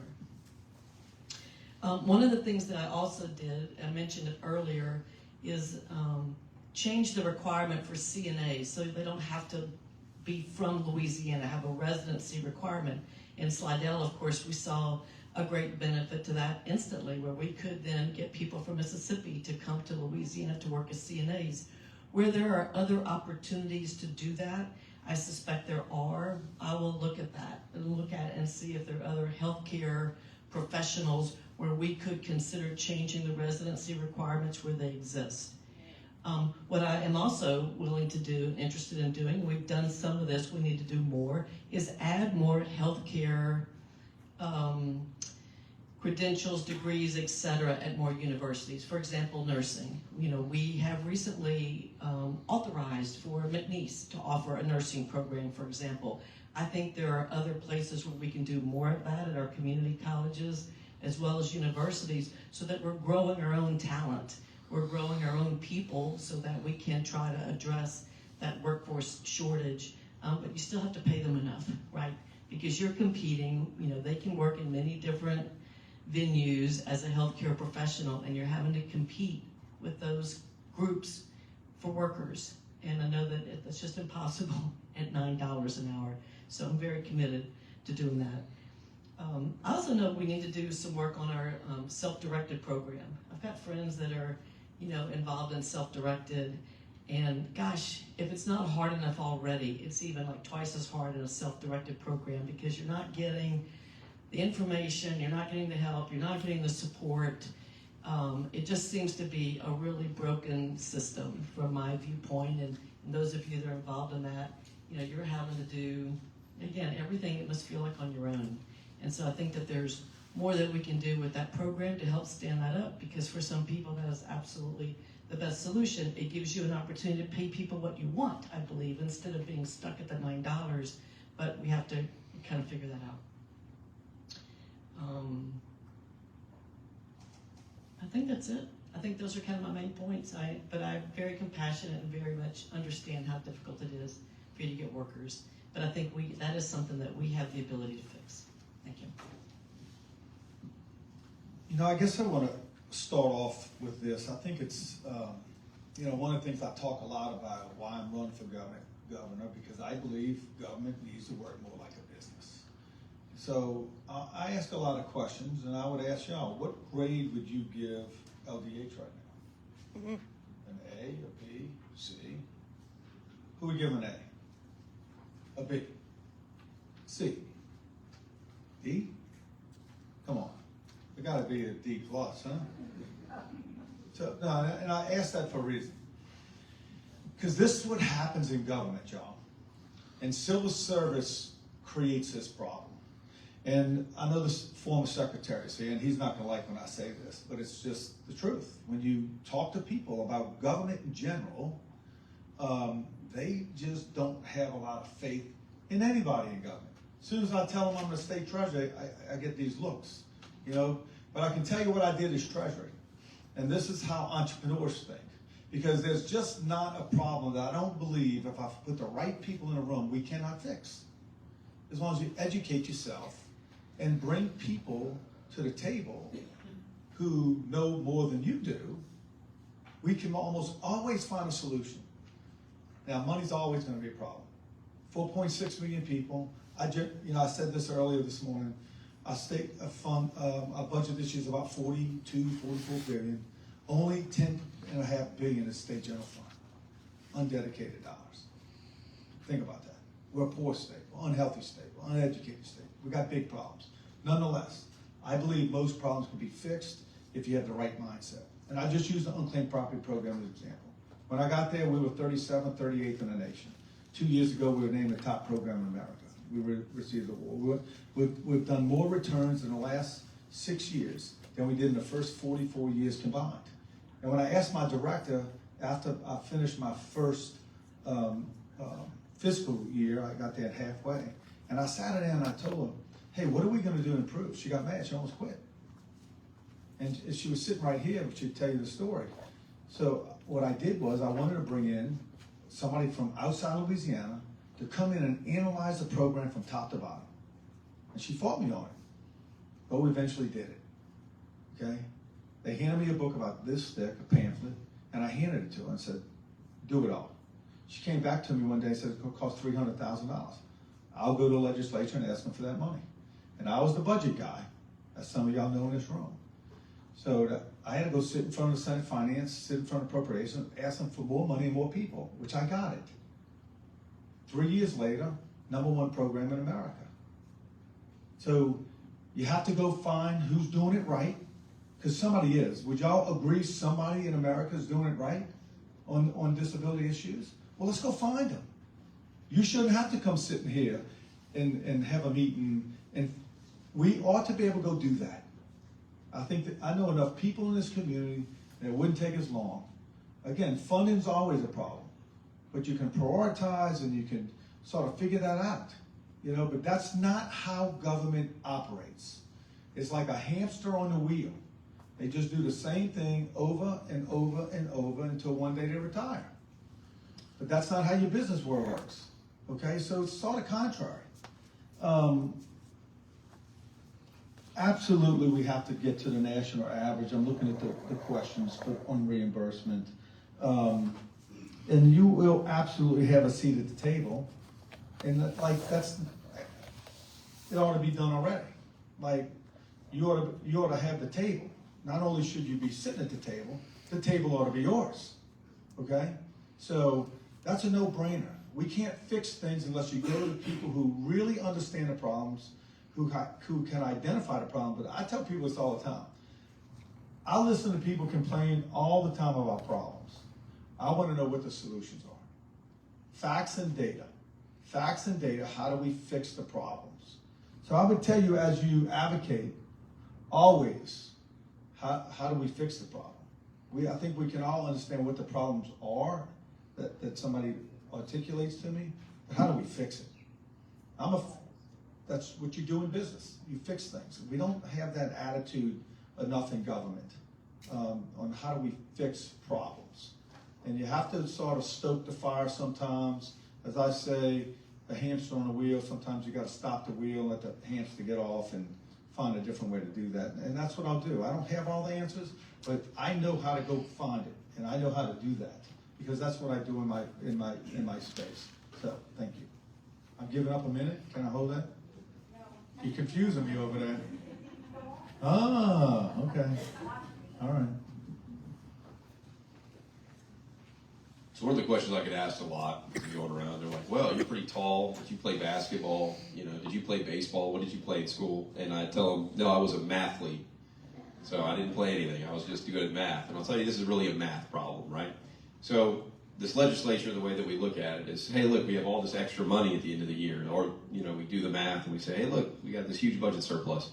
Well, in reality, when you have 6% inflation or 7% inflation every year, you don't really have that big of a surplus. What you have is you've collected extra money because the price of everything went up or if everybody's income went up. So if you don't give extra money to things like school teachers or, you know, reimbursement for professionals, well, guess what you do is you're really giving a pay cut, right? And so that includes, even if you give somebody a 2% raise, but inflation is 6%, that's what you did. So 4% pay cut, right? And so, I mean, it's just math. And so I think that unfortunately, the government and the public sector doesn't really keep up with that because honestly, inflation really hasn't been that high in the last 30 years. It's been a more recent phenomenon. So we're not used to saying, you know, we really have to give more regular raises and more regular increases in things, especially when they're tied to labor prices. Because if you don't do that, what you're doing is you're continuously lowering the bar. And I think you see that in lots of things, not just in reimbursements, but in, like I said, teacher pay and pay for police and all these other things where we see these shortages of labor. Well, it's just because you're not paying them enough. You know, if you can go to Amazon and make $20 an hour stacking boxes, it's hard to get people to come do other jobs, right? And so the private sector is very responsive for that because the day that they can't find somebody, they'll raise what they're paying the next day. And so, unfortunately, when you're depending on the government to pay the bills, we're a lot slower because the legislature's got to come back next year to figure out if this is still a problem, and then maybe they'll decide that. So what I would do as governor is really prioritize at least keeping everything tracked to inflation so that we don't have this basically increasingly more difficult labor problem. And I can tell you it exists across the board, and I think this is just one example of that. And I think also it's also a math problem when you say, well, if you're not providing this support for this, you know, basically extra support payments for these people that come in and help people and stay in their homes, well, guess what? You're going to pay a lot more when they have to go to a nursing home or something, a private institution, because they can no longer get the care in their house. So one, they're going to be much less happy. Their family is going to be much worse off. But you're also going to end up paying more in the long run of taxpayer money. So really, the return on investment is very high, and it exists both in the elderly community who's trying to save their home and for the disabled community. The more care that you can get in people's houses, they have better outcomes. They live long. You know, they have a better quality of life, and it's much cheaper for the taxpayer. So I think that on the other side is a math problem as well. So I would definitely support continuing to increase that reimbursement so that we can get the people we need to provide that care, because it's going to save us all money in the long run. Thank you.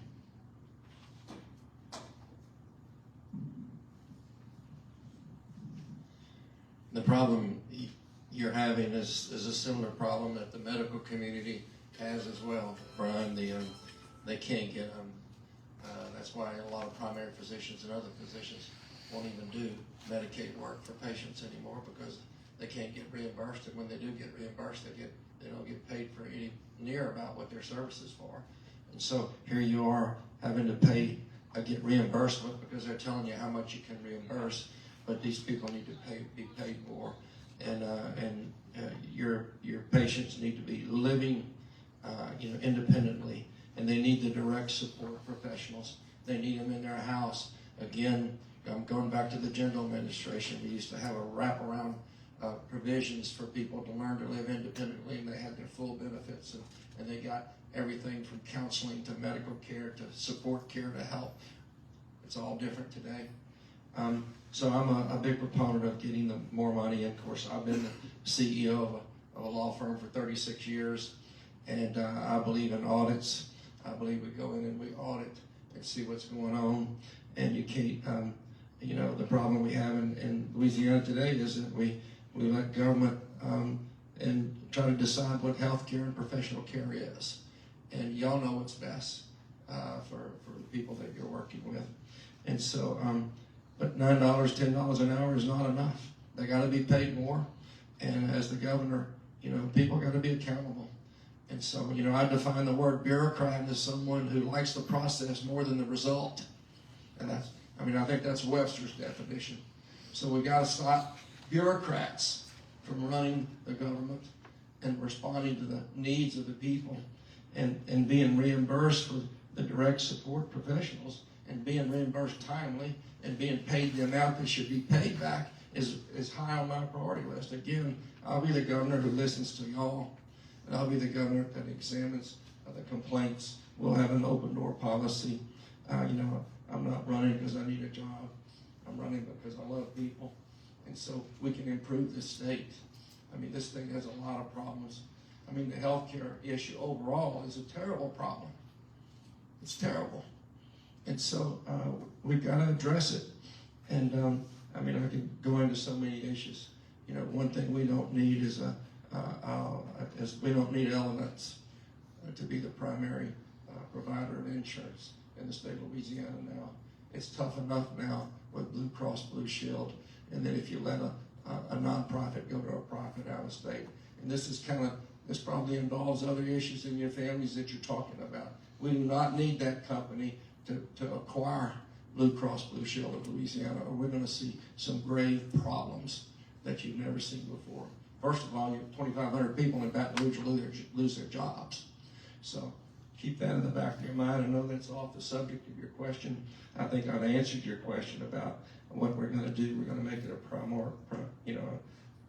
primary goal to get y'all reimbursed timely.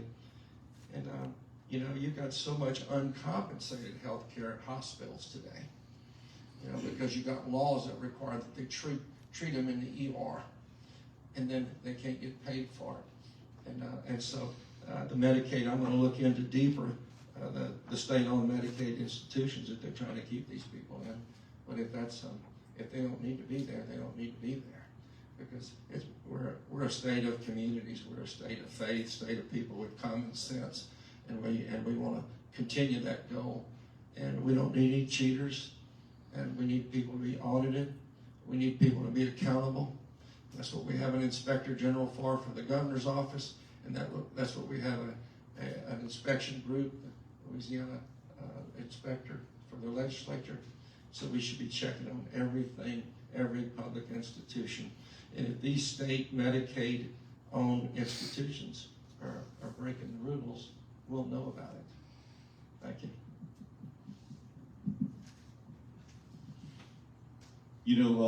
Early Steps is a program that we used early on, and it was a game changer for us. And it kind of gave us a pathway. We had a provider come in our home. And it was funny how life works sometimes. So we sign up for the program, whatever, and we get contacted by our first therapist. This is 16 years ago. And the therapist that was coming to our room was our next door neighbor.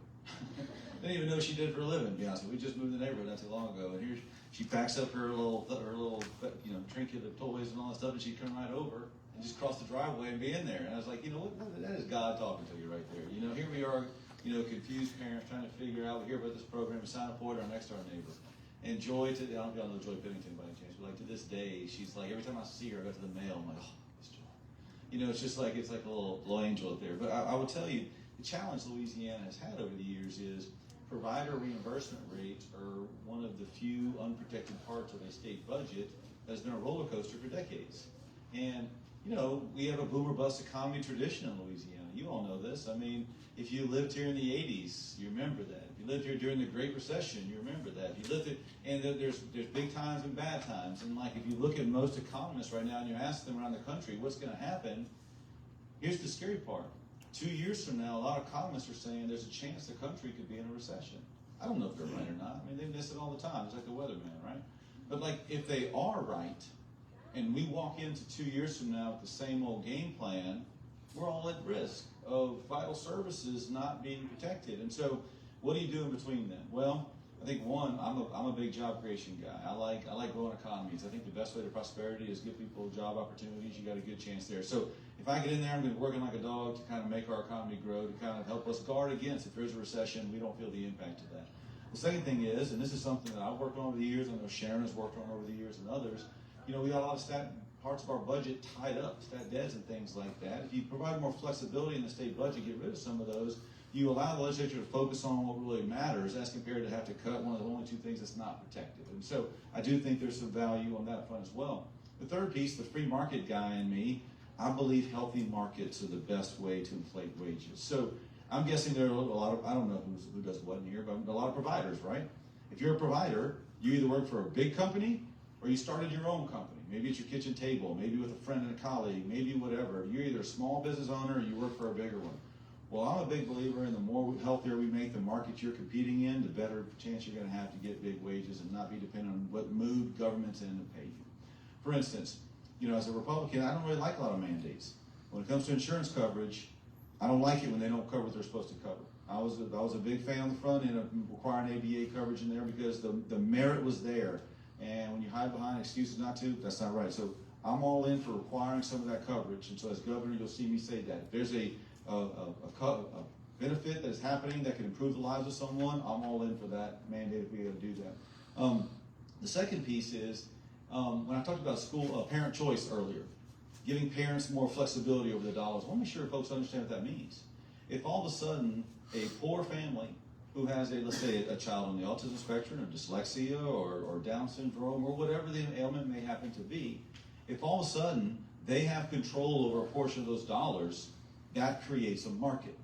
Because we know those diagnoses are growing up, and all of a sudden, if the whole Baton Rouge area or Lafayette area, or pick your area, all of a sudden you have a lot more customers who have dollars to spend. It's going to allow competition in the market. I'll give you an example of what I'm talking about.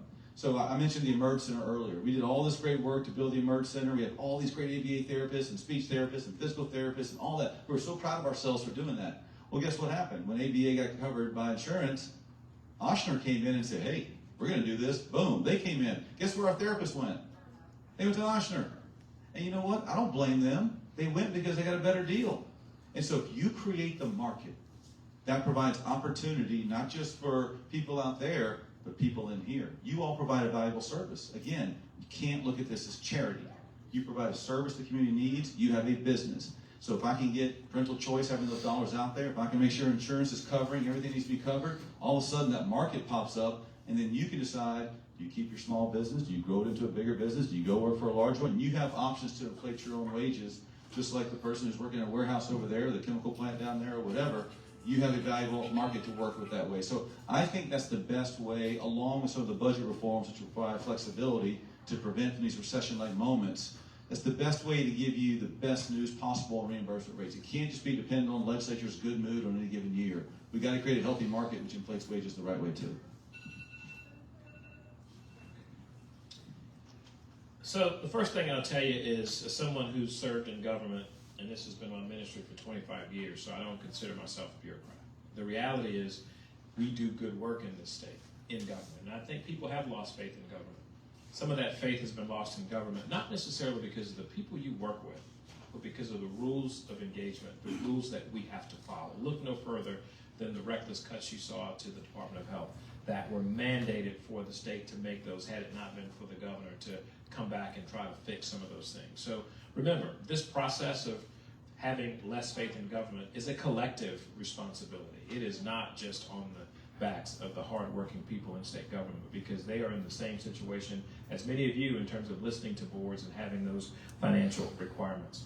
You know, the idea of physical, mental, as well as medical help is essential for people.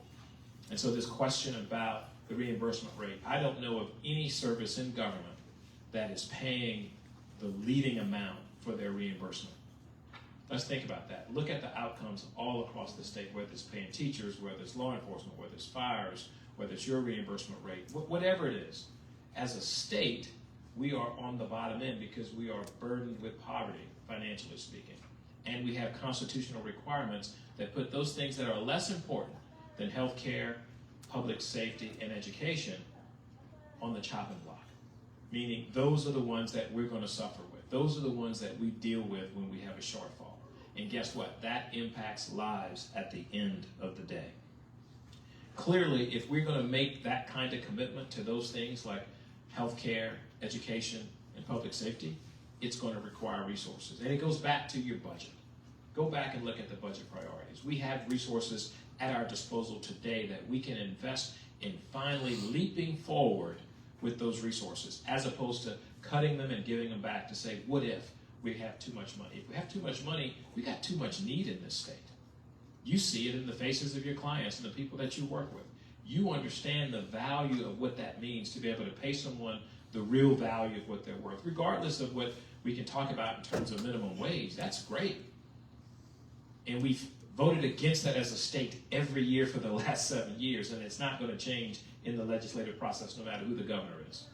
I support increasing it. I've seen the economics of it. But the reality is that reimbursement rate is contingent upon the revenue in the budget, and if we give all of the money back and not make those types of priorities, then you will not see the changes that you need. So what will I do to increase that reimbursement? Is I'm going to fight to keep the resources to have in the budget to be able to pay you and make those prioritizations. Anyone else who's not going to do that has no other answer of how they give that to you unless they're going to go take it from some other part of the budget. That is just common sense. What steps will you take other than pay to address those directly? In the workforce, we have workforce development opportunities, and as an agency, they should be working with the Department of Health, the Department of Labor, and every other department, including economic development, to help provide additional support services, not just in terms of salary, but in terms of the conditions, in terms of the opportunity to go back and get retrained, in terms of the opportunity to take advantage of Go Grants or the Murphy Foster Promise program, to retrain themselves to increase their lot in life, to find some other skill, to perhaps start their own business. And then prioritizing disability services means having people at the table. It means being a part of the conversation from a policy perspective and an advocacy perspective. Because it's not going to be easy when I'm governor to go and say, keep the 0.45, because you've heard the debate. You've heard the rhetoric out there of cutting the budget, cutting the budget, cutting the budget, but no one tells you how they're going to meet the needs of the budget and the people of our state. You can't do one thing on this side of the equation and not do it on the other side of the equation. Whether it's ITAP, whether it's personal income tax, you name it. We have needs in this state that are reliant upon those budgets. And if we don't make a responsible decision, we will never get the opportunity to provide the resources to citizens. So if you want to change those outcomes, you've got to have the resources. If you want to be like Texas, act like Texas. Put your money where your mouth is. If you want to be like the Carolinas, put your money where your mouth is. That is what's missing in this state, is a real serious commitment to fund the policies and the priorities that people have been yearning for decades. And the definition of insanity is doing the same thing over and over again and expecting something different. And so if we're going to do the same thing that we've done for the last 2 decades and cutting the budgets and giving it to big government, but then say we have better health outcomes for the disability community, better outcomes in terms of education, better health outcomes in terms of our state, better health outcomes in terms of the economy that we build and the jobs that we create and the value that we create, don't believe the hype. It's not the case. My candidacy is about being honest and straightforward and letting you understand that process, because we're going to work to make us safer, smarter, healthier, and wealthier in my administration. Good afternoon. My name is Paul Ganushel. I'm an adult diagnosed with high-functioning autism and an active self-advocate in organizations pertaining to both neurodivergency, veterans, and the general disabilities community alike. My question is, the lack of affordable housing is a crisis in Louisiana and nationwide. In addition to being a workforce and economic development issue, it is also a disability issue. Restrictions attached to receipt of support and services force some individuals with disabilities to choose between receiving support and services and having safe, decent housing. Other people with disabilities spend years on waiting lists for affordable housing, leaving some homeless. As governor, what would be your strategy for ending the housing crisis for people with disabilities? It's an amazing question. It's a great question because it speaks to quality of life.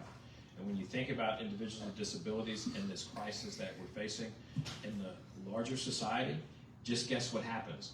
The effect of it is accentuated and is punctuated for the individuals with disability, particularly those that can be independent and have an independent lifestyle.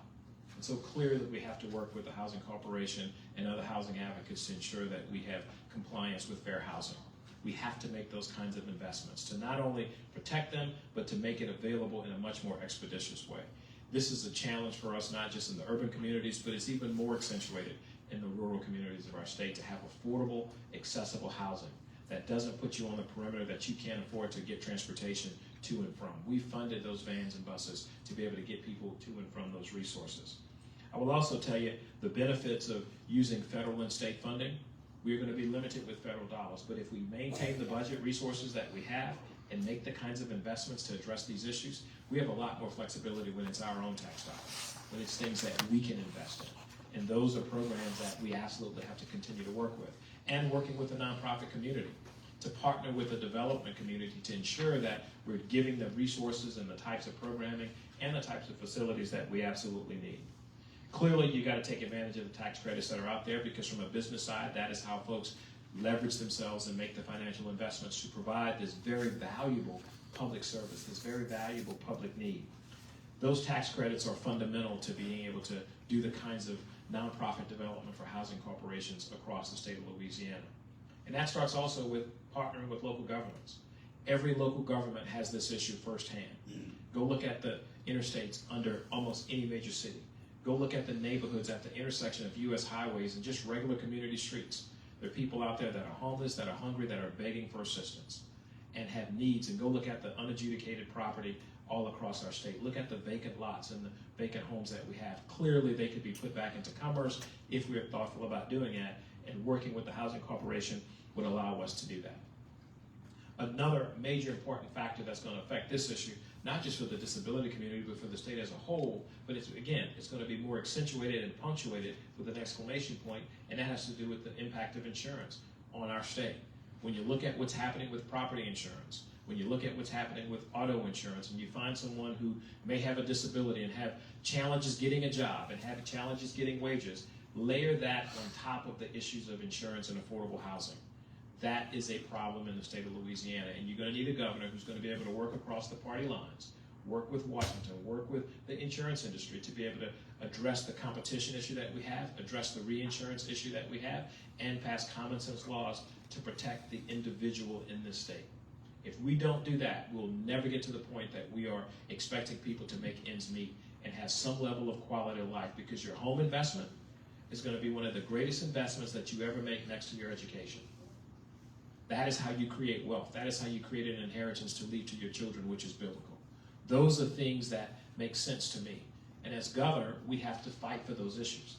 Government is designed to do the things that are too big for the private sector to do by itself, and to help support that and collaborate with them and work with them to be able to do that. And housing is a good example of doing that. We have done wonderful things in this country with affordable public housing, mixed income housing, to be able to create a sense of community, to create neighborhoods. That will come with good, solid policy, and including the disability community in that process is the way to do it. I've traveled up to Tallulah and have seen the high school that's vacant there. It's a great opportunity for teachers who have good living wages, might be a part of the asset limited income constrained community, have challenges with finding affordable housing. It's a great example of how you can take a public space that is a burden on a local public entity, that public school system, and convert it into an affordable housing unit for individuals in a rural community. That's how you attract teachers. That's how you attract people.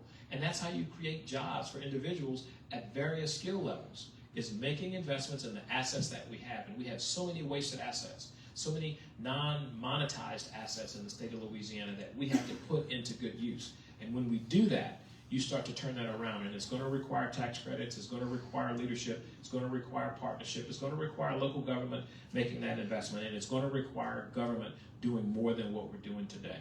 And it's going to require leadership in the legislature to allocate resources to be able to make those investments. Because without those investments, again, it's the definition of insanity. Expecting something different, but doing the same thing over and over again.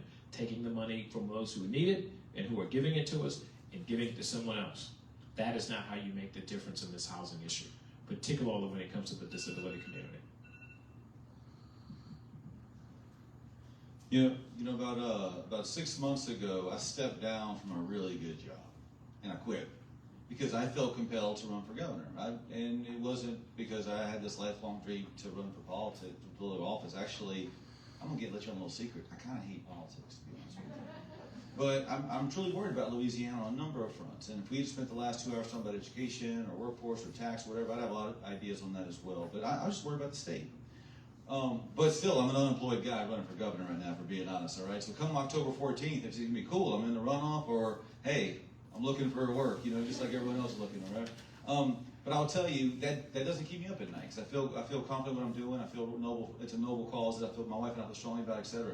But I tell you what does keep me up at night is if something happens to me and Colleen, where does Christopher live? That does keep me up at night.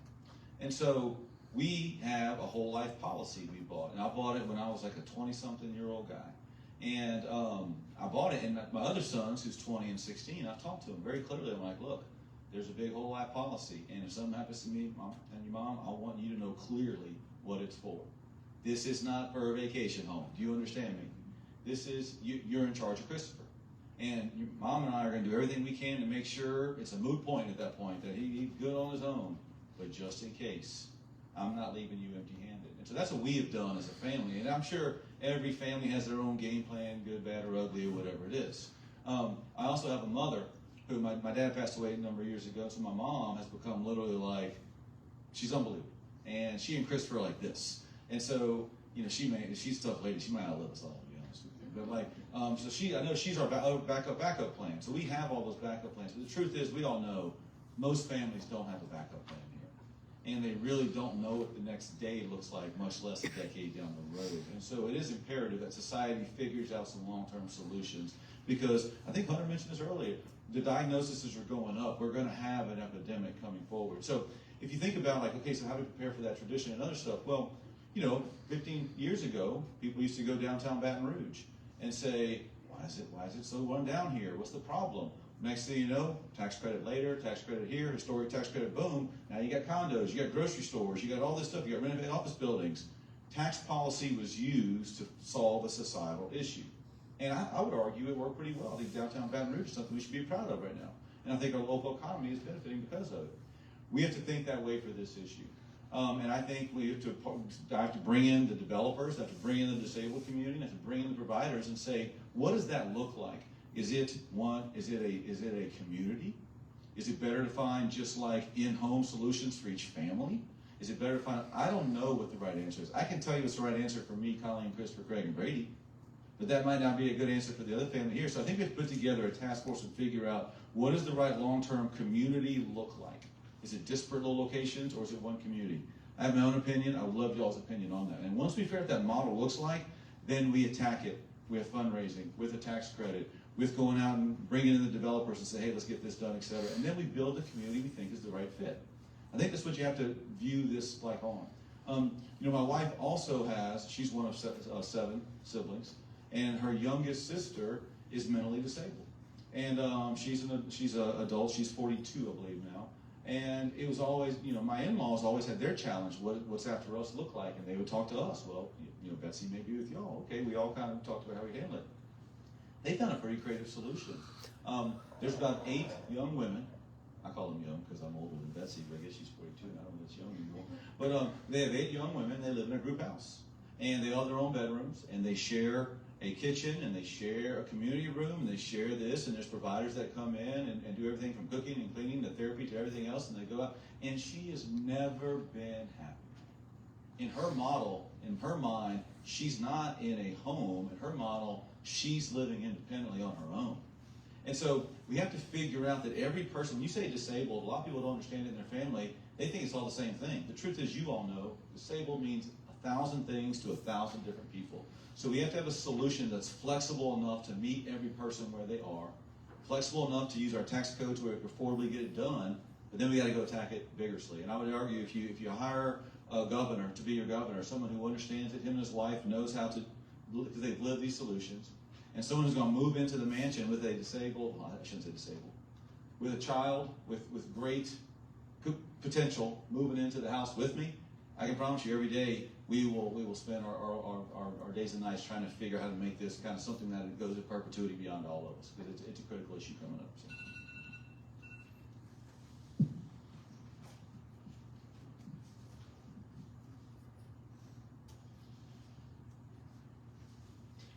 I do agree with Sean on the definition of insanity, and that's why I'm not a Democrat or a Republican. That's why I'm an independent thinker, and I can make a difference for the state of Louisiana. And so, we can't keep doing the same thing over and over again and expect to change. And it's a matter of priorities. The money's there. Yes, we're the number 2 poverty state in the nation. Today I toured with a gentleman who's making a transformation in north of Government Street and neighborhoods there, where he's got a heart for people and buying blighted property.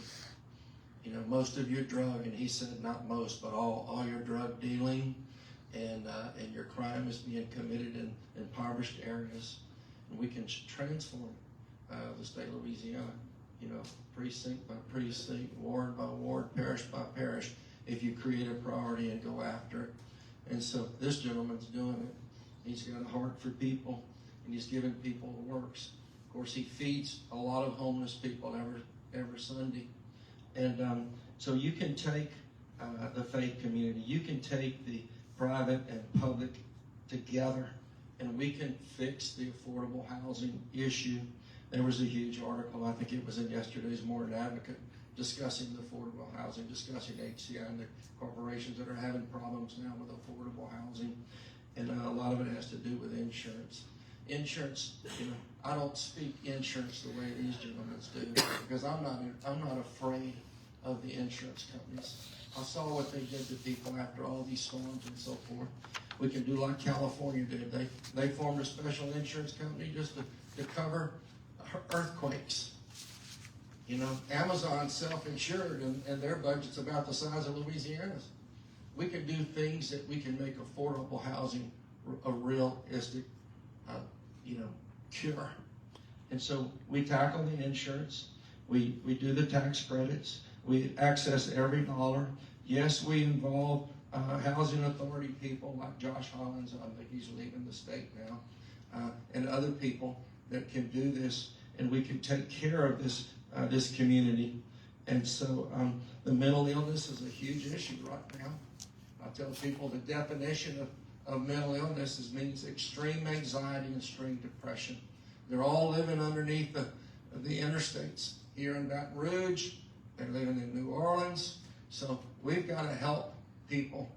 And so we've got a plan for that. Again, we've got to undo what Bobby Jindal did. And we've got to create facilities that people can be put in, they can be counseled, they can be treated, they can learn to live independently, and organizations like this that are helping in it need to get reimbursed timely and for the amounts that they're entitled to get reimbursed. So I have a vision and I have a plan. And yes, I don't need a job and I don't need a title. I don't need any power. I don't need any money. I told people I love God, I love people, I'm going to live it out. So I'm going out of this world with boots on the ground. Yes, I got a little more gray hair than my friend down here, and who was talking about age a while ago. But wisdom trumps knowledge and understanding. So I will be the governor for y'all. I will listen. Y'all will be there, and the door will always be open. And it's about priorities. You tell me with a $45 billion budget, we can't find the money to do the things that are right. And so Yeah, I question my friend on the end of here talking about priorities. Priorities means you do, you don't talk about it. You know, you don't build a bridge in March that fails because you didn't put the pilings down that's going to cost the state $10 million and then announce for governor. And so it's about priorities and it's about doing the right thing. So I'm Hunter Lundy, I'm from Lake Charles, and I want your vote. Thank you. So I know we're over time now, so I'll try to be brief. I think we're trying to address affordable housing. As we said, it exists everywhere in the country. It exists here in Louisiana. It's a challenge. I think the two things that we can really do about that is, one, you address excessive zoning restrictions. That's one of the key reasons why we don't have affordable housing. There's actually pretty generous federal tax credits available to build affordable housing, but a lot of times local governments, local communities don't want them built. They don't want them built near them. They want restrictions on it. So I think addressing on a statewide level some of those zoning restrictions so that you free up to build, more, especially multifamily housing where you can do more affordable housing units. Around the country, I think that's one of the most successful ways to improve it is you allow those developments to happen and you get rid of some of those zoning restrictions out of the way. The second thing is insurance, and that's crushing everybody. That is, it's basically like a second mortgage payment at this point, and so until you address that problem, a lot of these other things are kind of go under the bridge, because if you can't afford your house, everything else kind of becomes a secondary issue.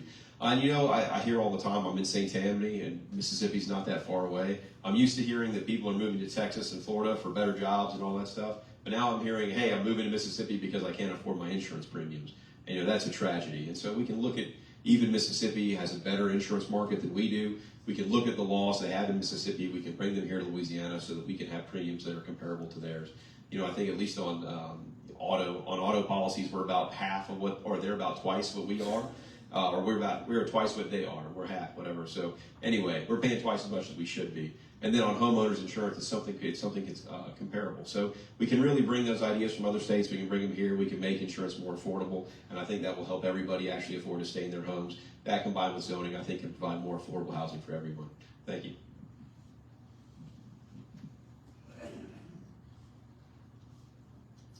Okay, to answer the question, yes. And then the answer to the second question is probably one of the biggest reasons I'm running. Because I don't need a job. If this was the end of the day, Miss Ellie and I, God's blessed us, we don't need jobs. This is service to me. This is not a career. It does take some wisdom. That's a good thing about being about 62. But let me tell you what really the real crux of the problem is that we sort of run from. I sit on 35 boards as a state treasurer by statute, which means law says I sit on 35 boards. When I first became treasurer, being a rule follower, because I believe the rules have to be the rules and access should be equal to all. Ladies and gentlemen, do you believe that? The rules are rules only if you like the rules. I mean, that's a fact. And one of these boards I sit on happens to be the Louisiana Housing Corporation Board. It's a dumpster fire, much like DHH, dumpster fire. There's some other dumpster fires, I think y'all would agree, but we won't talk about those. I do want to say something. I've never heard Stephen say budget reform now. I'm glad you're talking some budget reform. I filed more bills when I was in the legislature my first years. The biggest one was a constitutional amendment that would undedicate all the money. Ladies and gentlemen, they had to put a police cruiser out in front of my office for 4 or 5 weeks because my legislative assistant would not go to work. They had to pay a visit to somebody in North Louisiana, state troopers did. I just had a little threat. I don't take real kindly to threats. Problem is, it's the haves and the have-nots, those that donate big to campaigns, have some insiders, and the biggest problem that I see sit on these boards, to include the Housing Corporation, and I don't know who's printing this, I'm sure somebody's taping it. We put board members on many of these boards for all the wrong reasons. For all the wrong reasons. We have to do a much better job at appointing people to these boards who aren't in it for themselves in some way, shape, or form. That they're not trying to get jobs for their compadres or interfering with the process. It's unbelievable. It's an epidemic problem in this state. So I talk a lot about the cronyism and corruption that stops us from doing the good work of this state. It's infected from top to bottom. So until we address that and the governor pays a lot more attention to these appointees to these boards, we're not going to fix this. They're more worried about getting a job or getting this or getting that. I see it all the time. And this is probably the biggest reason Josh is leaving the housing corporation. He's not leaving the state. He's just going back to the company he came from because he doesn't have to worry about getting support or people trying to do his job. Board members don't realize what their roles are.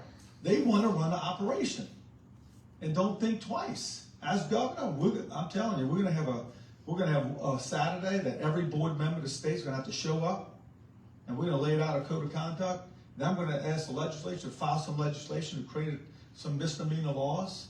I'm going to throw you in jail for overstepping your boundaries, but it's a horrible problem. The housing corporation deals with millions. We're spending more money on housing today than ever before in this state. I mean, the last month of the bond commission, I think we approved, I don't know how many millions of dollars for housing. So the developers are there, the monies are there. You got to get the crookedness out of all of it so we can take care of the priorities that we need to. Okay? That's just the bottom line. I talk a little bit about this. I'm not here to change it. What my message is to you is I have a very effective Department of Treasury. And what I proved to myself, the rest of the government can do this. It is every bit of business. And don't let anybody tell you otherwise. It absolutely is. I want to do for the rest of the state what I've done in the Department of Treasury. We got talent. You got to pay the talent. We have a bad habit in the state of wanting things for nothing. You have to pay people and stop paying all these football coaches and basketball coaches and start bringing some talent so we can fix these kind of problems. There's somebody out there who knows how to do it. We're going to go get them, hire them, and let them go to work and get out of their way.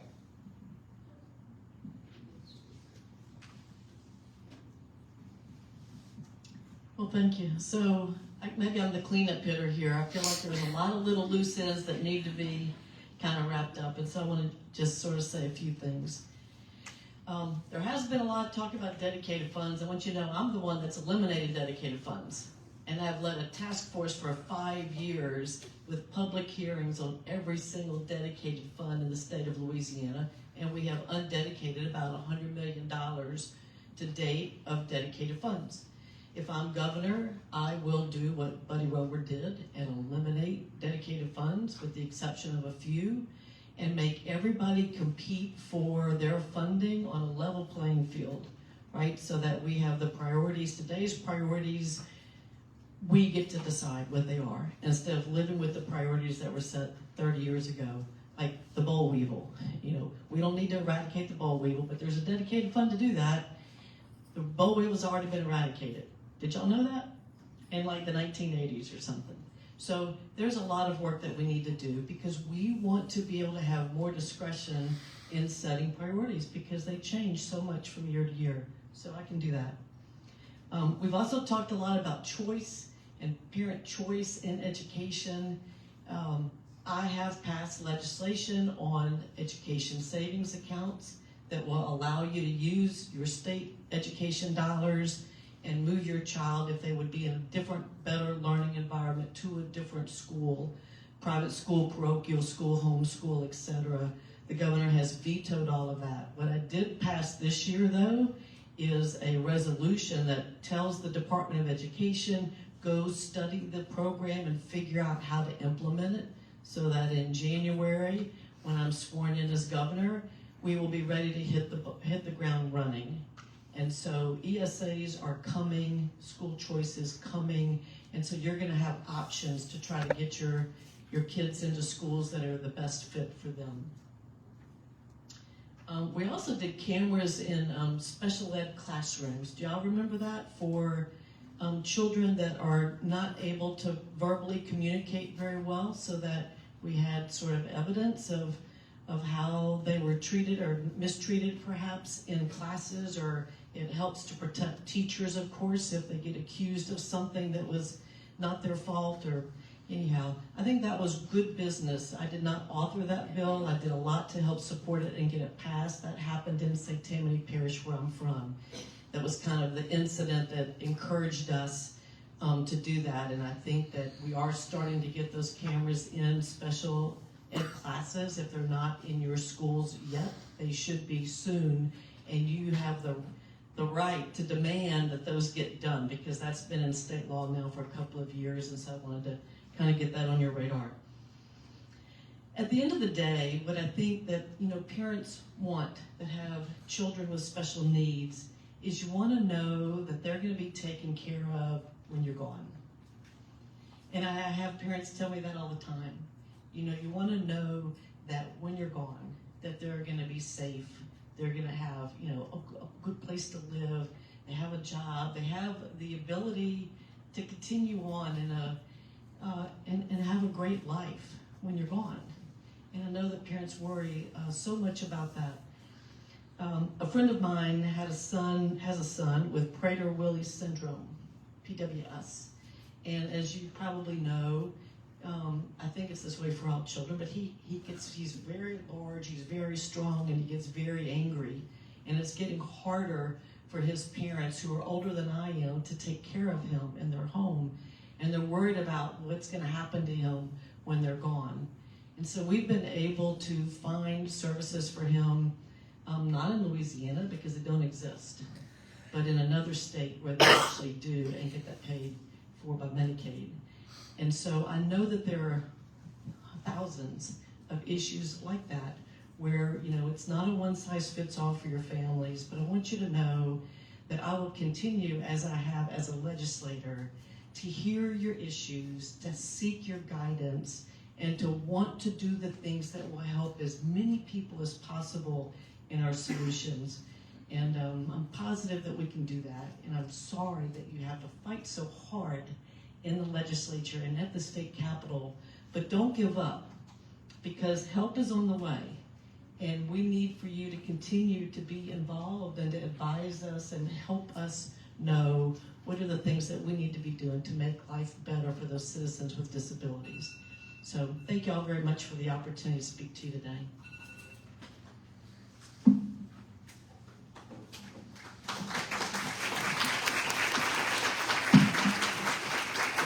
Thank you guys so much. I know we went over a little bit. I appreciate you guys making time to come here today. I know you're all very busy, and so I appreciate you making this a priority, and I know everybody else in the room does as well. We were able to finally get in touch with everybody and was able to live stream it, and I just checked, and it's been shared for like 20 times. So there were a lot of people watching. So thank you for allowing us to live stream it as well. So I appreciate that. And that's it. Thank you so much.